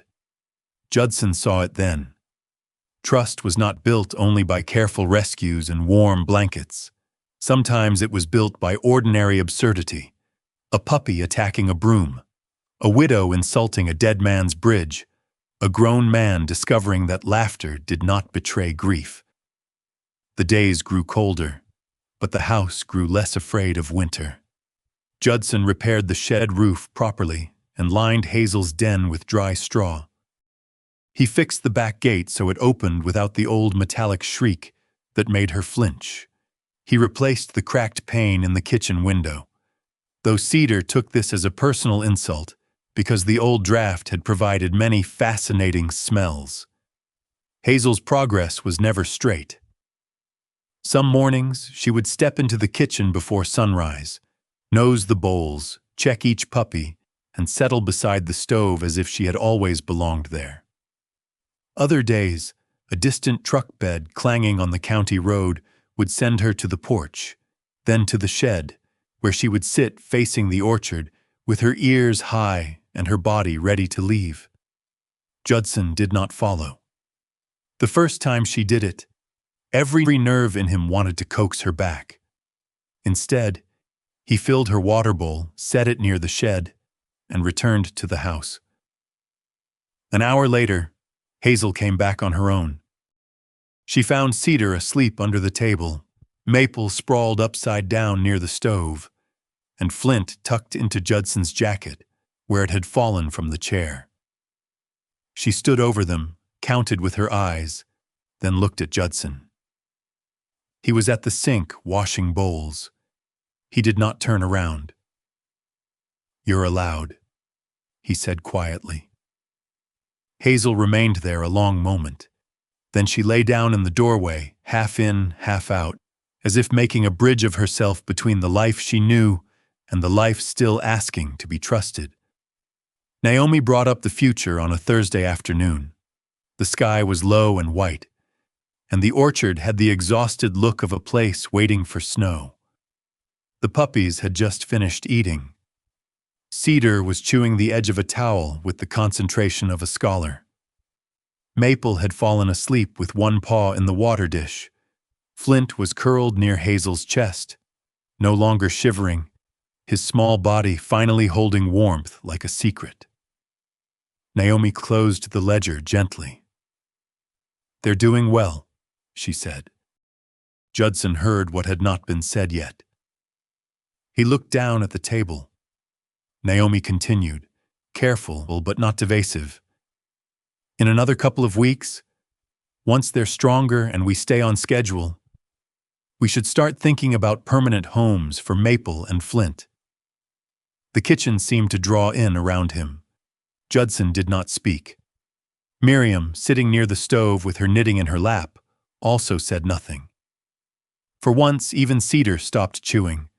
Naomi's voice softened. "Not today, not this minute, but soon enough that we should make it gentle." Judson stared at the ledger. Cedar, stronger appetite. Maple, gaining. Flint, alert. Hazel, slept indoors 40 minutes. The words looked practical. They did not show the way Flint had learned to tuck his nose into the bend of Judson's elbow. They did not show Maple's absurd rolling run. They did not show Cedar waiting outside the bathroom door, as if Judson might vanish through plumbing. They did not show Hazel watching him with less fear each day. Judson had once believed that loving less was a form of wisdom. It had seemed logical after Alara. If you held fewer things, there were fewer things for death or time or illness to take. A man could become a closed fist and call it strength. But the trouble with a closed fist was that it could not receive anything either. Miriam set her knitting down. "There's a family I trust," she said. Judson looked at her. "Ethan Callahan," she continued, "runs the fire station on County Road. His wife, Maribel, teaches part-time at the elementary school. 2 children. Good ones. Not the kind who think love means squeezing the stuffing out of everything small." Naomi nodded. "I know them. They cared for an old rescue dog last year. Did everything right." Judson looked toward Hazel. The mother dog had lifted her head. She did not know the words, but she knew the room had changed. "Both?" Judson asked. His own voice sounded rough. Miriam's face was kind. "Maybe. If it suits the pups. If it suits Hazel. If it suits you." Judson almost said it did not suit him. But truth, once invited into a warm kitchen, became harder to send away. It was not about what suited him. That realization hurt in a clean way. The Callahans came 2 days later, after Naomi approved a short visit. Ethan Callahan arrived first through the back door, because Miriam had warned him the front porch was for strangers and package deliveries. He was 39, solid without being imposing, with a firefighter's practical calm and a flannel shirt red enough to look like it had been chosen by someone who trusted warmth as a philosophy. He removed his gloves before entering and stood still until Hazel decided he was not worth fleeing from. His wife, Maribel, came behind him with a soft, yellow scarf tucked into her moss-green coat. She had dark hair tied low, brown eyes that noticed everything gently, and the rare gift of making a room quieter without making it heavier. Their children, June and Peter, entered last under strict instructions. "No running," Maribel whispered. "No squealing," Ethan added. "No promising them your bed before we talk," Maribel said. Peter, who was 8 and visibly full of promises, pressed his lips together with effort. June, 10, knelt near the door without being told twice. She had solemn eyes and a gap between her front teeth. Flint noticed her first. Judson stood near the counter, arms loose at his sides, though everything inside him felt braced. Naomi had arranged the room carefully, pups awake but not overstimulated, Hazel free to retreat. Cedar allowed near Judson but not in the middle of the introduction. Miriam stood by the stove, pretending to check the kettle while watching every heartbeat in the kitchen. Ethan lowered himself to sit on the floor. He did not reach. Maple studied him. Then Maple charged with the dramatic courage of a creature who had never successfully charged at anything in his life. He reached Ethan's boot, sniffed it, attempted to bite the lace, and immediately lost balance. Peter made a strangled sound. Maribel placed one hand on his shoulder. "Quiet joy," she murmured. Peter nodded with the agony of restraint. Ethan smiled down at Maple. "Hello, little trouble." Maple put one paw on his hand. Across the room, Flint watched from beneath the chair. June did not move toward him. She simply sat with her hands open on her knees, breathing slowly the way Naomi had shown her. Flint blinked, looked at Hazel, looked at Judson. Then, with the solemn care of a pilgrim approaching a shrine, he crawled out from under the chair and crossed the floor. Halfway there, he stopped. June lowered her gaze. Flint continued. When he reached her lap, he climbed in as if the decision had exhausted all future decisions and fell asleep against her coat. No one spoke. Hazel stood near the doorway, every line of her body alert. But she did not rise. She did not gather Flint back. She watched June's still hands, Ethan's quiet smile, Maribel's patient eyes, Peter's heroic struggle not to explode with delight. Then Hazel looked at Judson. There it was again. The question. Not whether these people were perfect. No one was. Whether Judson understood love well enough not to confuse keeping with saving. His throat tightened. Cedar leaned against his leg. Judson placed one hand on Cedar's head. Maple, meanwhile, had accepted Peter as a suitable mountain and was attempting to climb his knee. Peter looked at his mother with the face of a boy undergoing divine testing. Maribel laughed softly. "You may breathe." Peter breathed so hard, Maple startled and sat down. Even Judson smiled at that. Hazel saw it. That evening, after the Callahans left with no puppies and many promises to return slowly, the kitchen settled into a tired hush. Naomi packed her bag. Miriam wrapped leftover bread in a towel. The pups slept in a warm heap near the stove. Hazel did not go to the porch. She crossed the kitchen, circled once, and lowered herself beside Judson's chair. Her head came to rest near his boot, not on it, near it.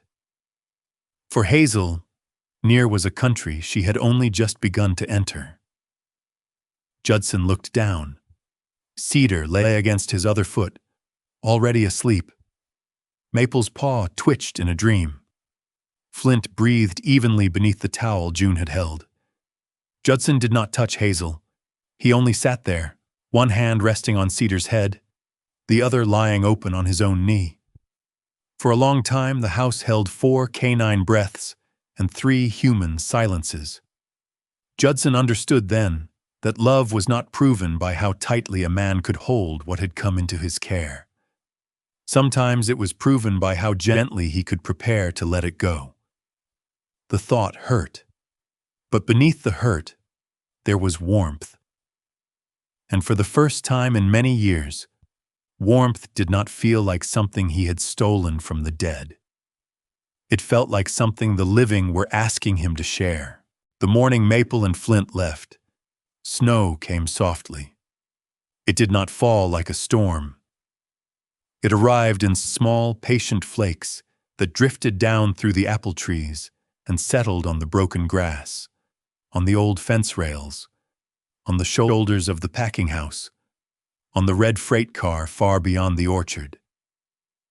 The whole farm seemed to hold still beneath it, as though winter had decided to enter quietly out of respect. Judson woke before dawn and did not get out of bed right away. That was new. For years, waking had been a command. Feet to floor.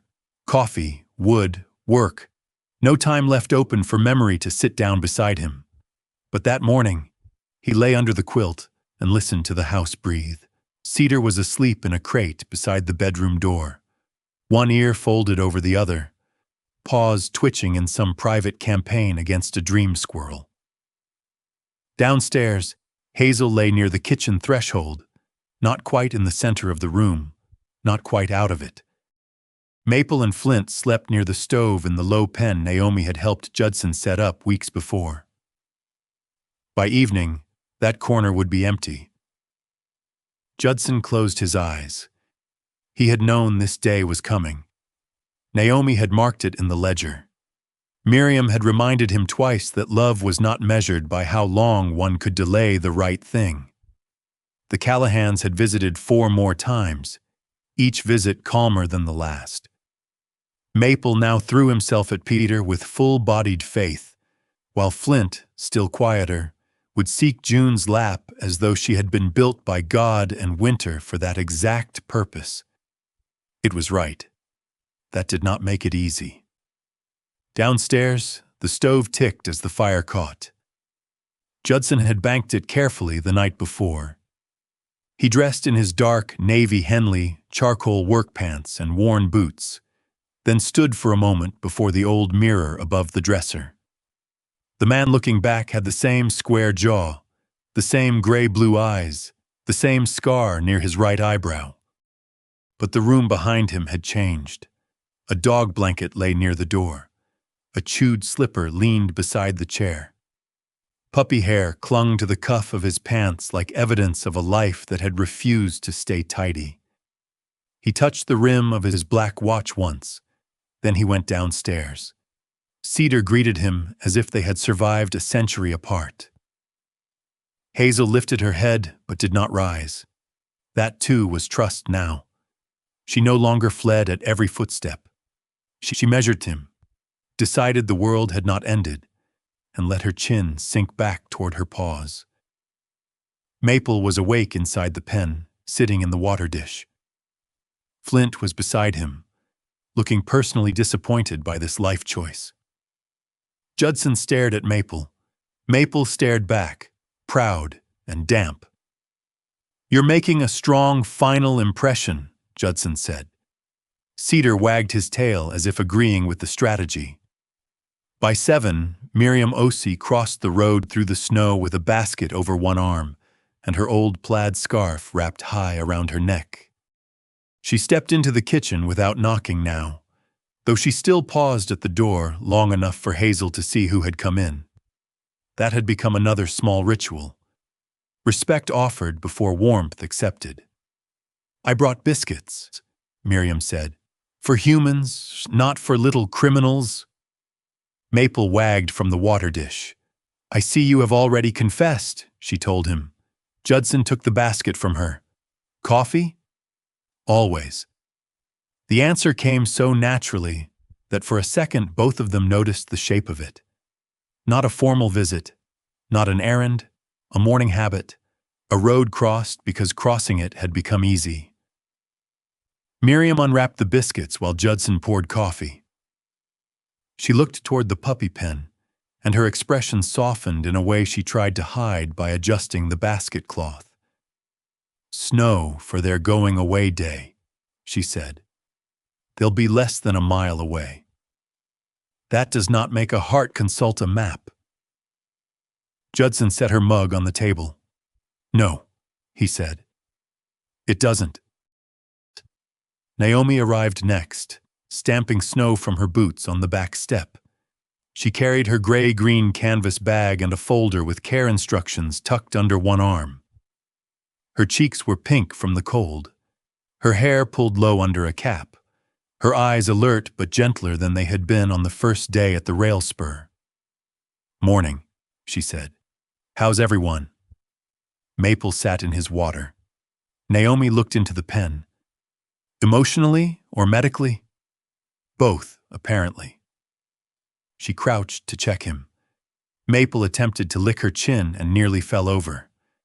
Flint watched from the blanket, dignified and suspicious, until Naomi warmed her hands and touched him gently. "They're ready," she said after the exams. The words were quiet. No one answered immediately. Naomi continued, perhaps because practical language sometimes holds people upright when feeling cannot. "Both are eating well. Weight is good. No signs of respiratory trouble. They'll need the follow-up appointment next week, and the Callahans have the schedule. I've written everything down." She handed Judson the folder. He took it. The paper felt heavier than it should have. Outside, tires sounded softly on the snowy drive. Hazel rose. Cedar moved closer to Judson's leg. The Callahans came through the back way, as they had been taught. Ethan entered first, removing his gloves before stepping inside. His red and black flannel showed beneath a brown canvas coat dusted with snow, and his expression held the careful steadiness of a man who understood that joy could be too loud for some rooms. Maribel followed with 2 folded blankets in her arms, and her soft yellow scarf bright against the gray morning. June and Peter came last, solemn with the responsibility of being trusted. Peter lasted almost 6 seconds before whispering, "Hi, Maple." Maribel touched his shoulder. "Quiet joy." Peter nodded so hard his hat slipped over one eyebrow. June smiled without moving forward. Her eyes went to Flint, who had lifted his small, dark head at the sound of her voice. The pup stood, took 2 uncertain steps, then sat down as if he wished to negotiate transportation. June knelt. Flint walked to her. No one breathed much until he reached her knees and climbed into her lap. Ethan looked at Judson then. "We'll take good care of them," he said. Judson believed him. That was the problem and the mercy together. "I know." Maribel set the blankets on the table. "We brought these from home. We slept with them near the stove so they'd smell familiar when they get there." She glanced toward Naomi. "Like you suggested." Naomi nodded. "Good." Miriam's eyes moved from Maribel to Judson. The look said, "See, the world still contains people who listen." Hazel approached the pen. Everyone shifted back without being asked. Maple, seeing Peter, began to wag so hard his whole rear end moved sideways. Flint remained in June's lap, his front paws tucked under him. Hazel sniffed Maple first, then Flint. She touched each puppy with her nose, lingering at the ears, the chest, the paws, as if reading a book only mothers know how to read.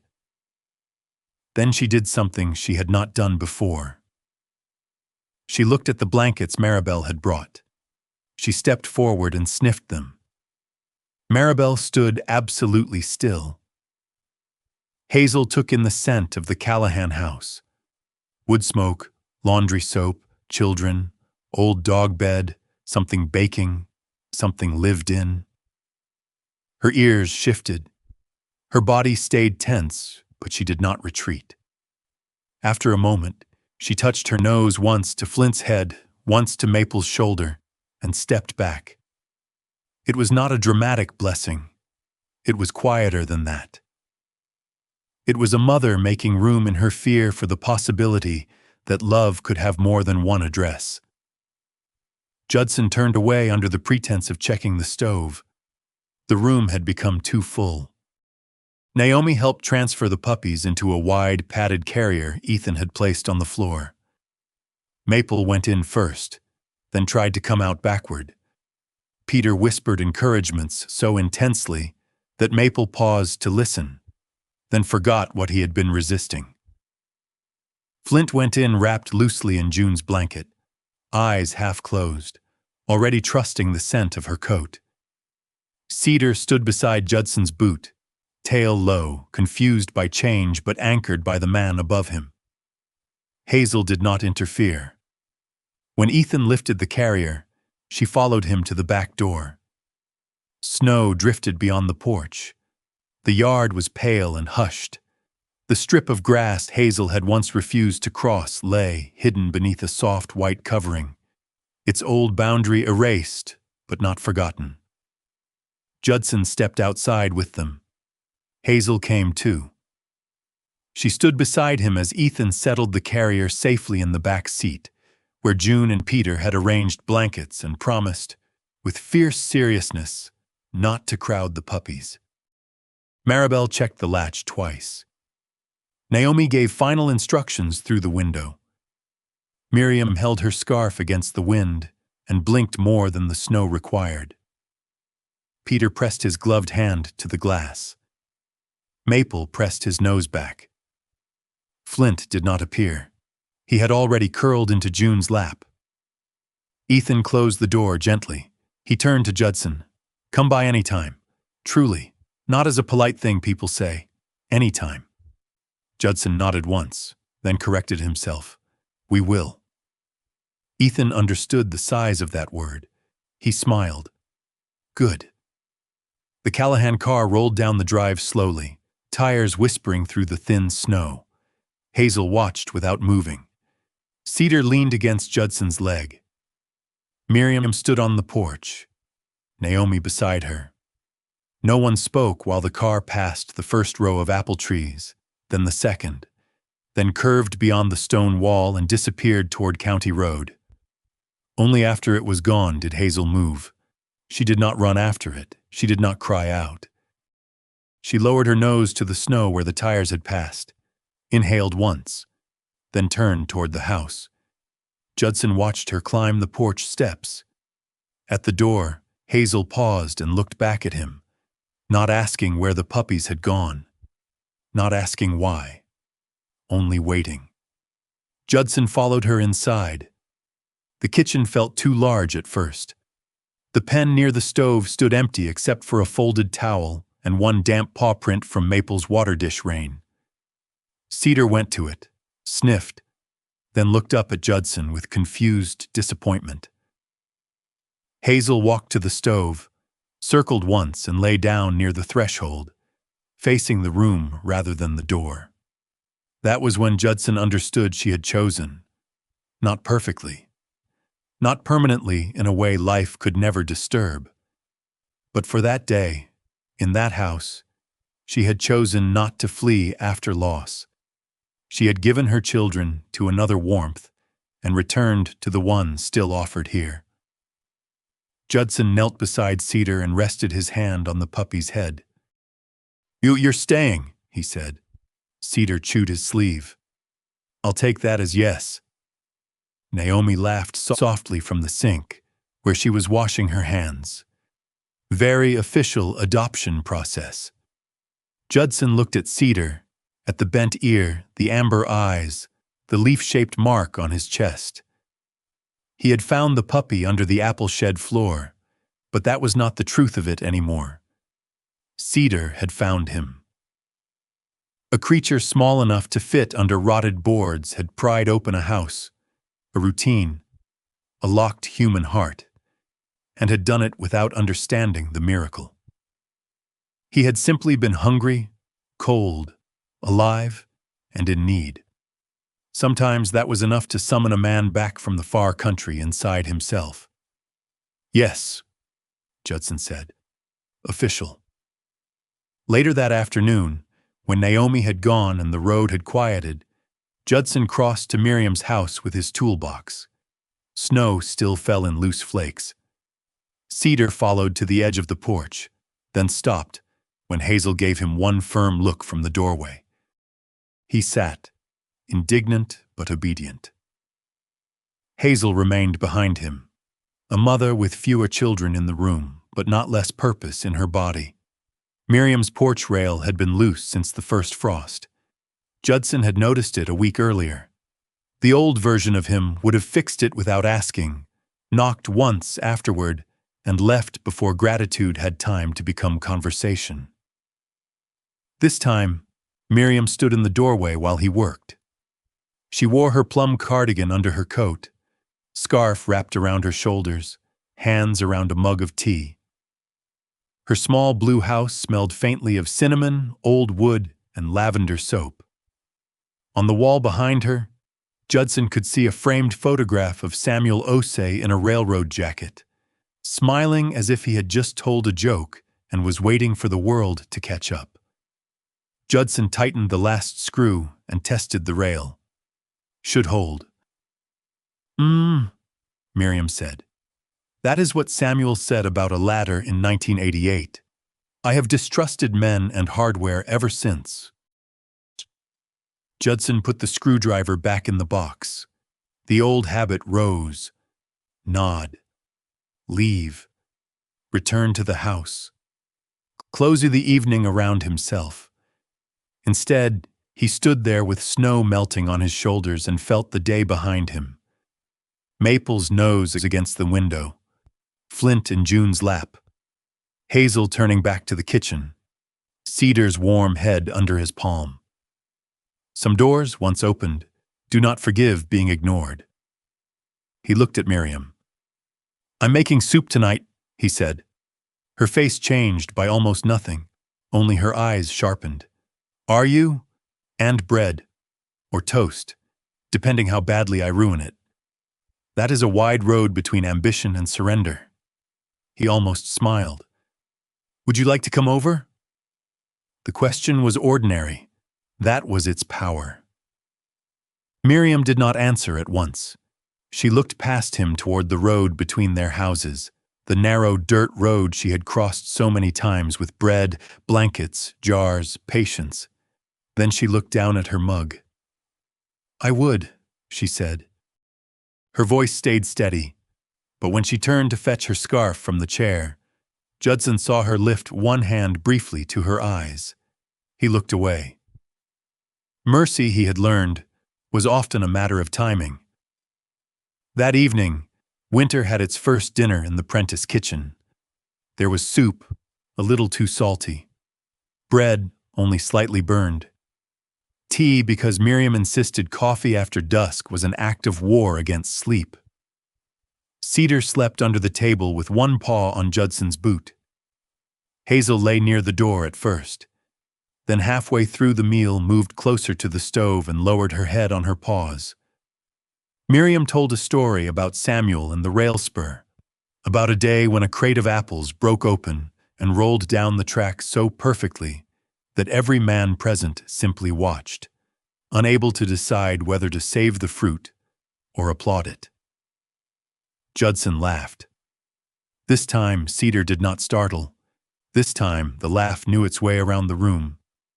Then Miriam asked very gently, what was Ilara like in winter?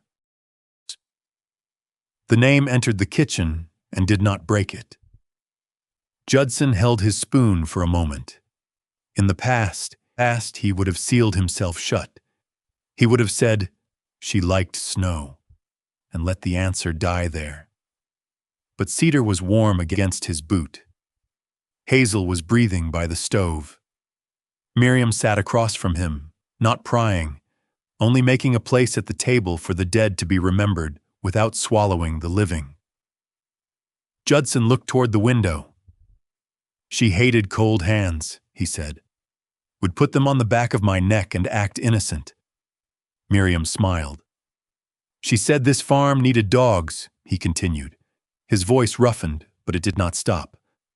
Old ones, scared ones. the kind people overlook. Hazel lifted her head, hearing something in his tone. Judson looked at her. She was usually right. Miriam's eyes shone in the firelight. Sounds like a wise woman. She was a menace with frozen hands. Miriam laughed then, and Judson laughed with her. Outside, snow covered the yard.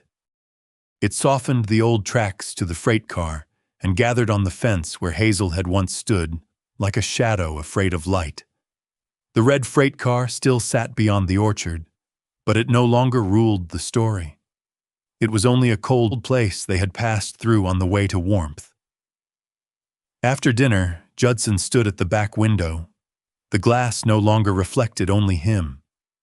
Behind him, Miriam rinsed cups at the sink despite his protests. Cedar slept under the table. Hazel had finally closed her eyes near the stove. On the porch, fresh snow held the marks of the day. Miriam's boots, Naomi's steps, Ethan's tire tracks nearly covered now. Cedar's small paw prints. Hazel's larger ones beside them. For years, Judson had believed grief was a locked room, and love was the thing that had left it empty. He had been wrong. Grief was a room, yes, but love was not the absence inside it. Love was the door. Sometimes it opened because a neighbor kept crossing the road. Sometimes because a frightened mother stood at a fence and refused to abandon her young. Sometimes because a puppy beneath a rotting floor made one small sound and trusted the world just enough to be heard. Judson turned from the window. "Miriam," he said, "would you want to come next week too?" She looked over her shoulder, surprised only for a heartbeat. Then she dried her hands on a towel. "I suppose someone must supervise your bread." Cedar, hearing the word bread, opened one eye. Hazel slept on. The stove burned low and steady. Snow fell without hurry. The house, which had once kept the world outside, held its door against the cold and did not close itself again. And in the thin white light beyond the porch, many tracks crossed the yard together. None of them went alone. Sometimes healing does not arrive like thunder. Sometimes it comes as a small sound under an old floor, a bowl placed gently by a fence, or a frightened mother taking one brave step across the grass. Judson did not save Hazel by forcing her to trust him. He simply made room for trust to grow. And perhaps that is one of life's quiet graces. God often brings us back to the living through the smallest souls, the ones who need our patience before they need our strength. If this story touched your heart, share your thoughts in the comments. Tell us about a person, a pet, or a small mercy that helped you open a door you thought would stay closed forever. And if you'd like more stories of hope, loyalty, and healing, please subscribe and stay with us. May peace find its way to your doorstep, gently and in its own time.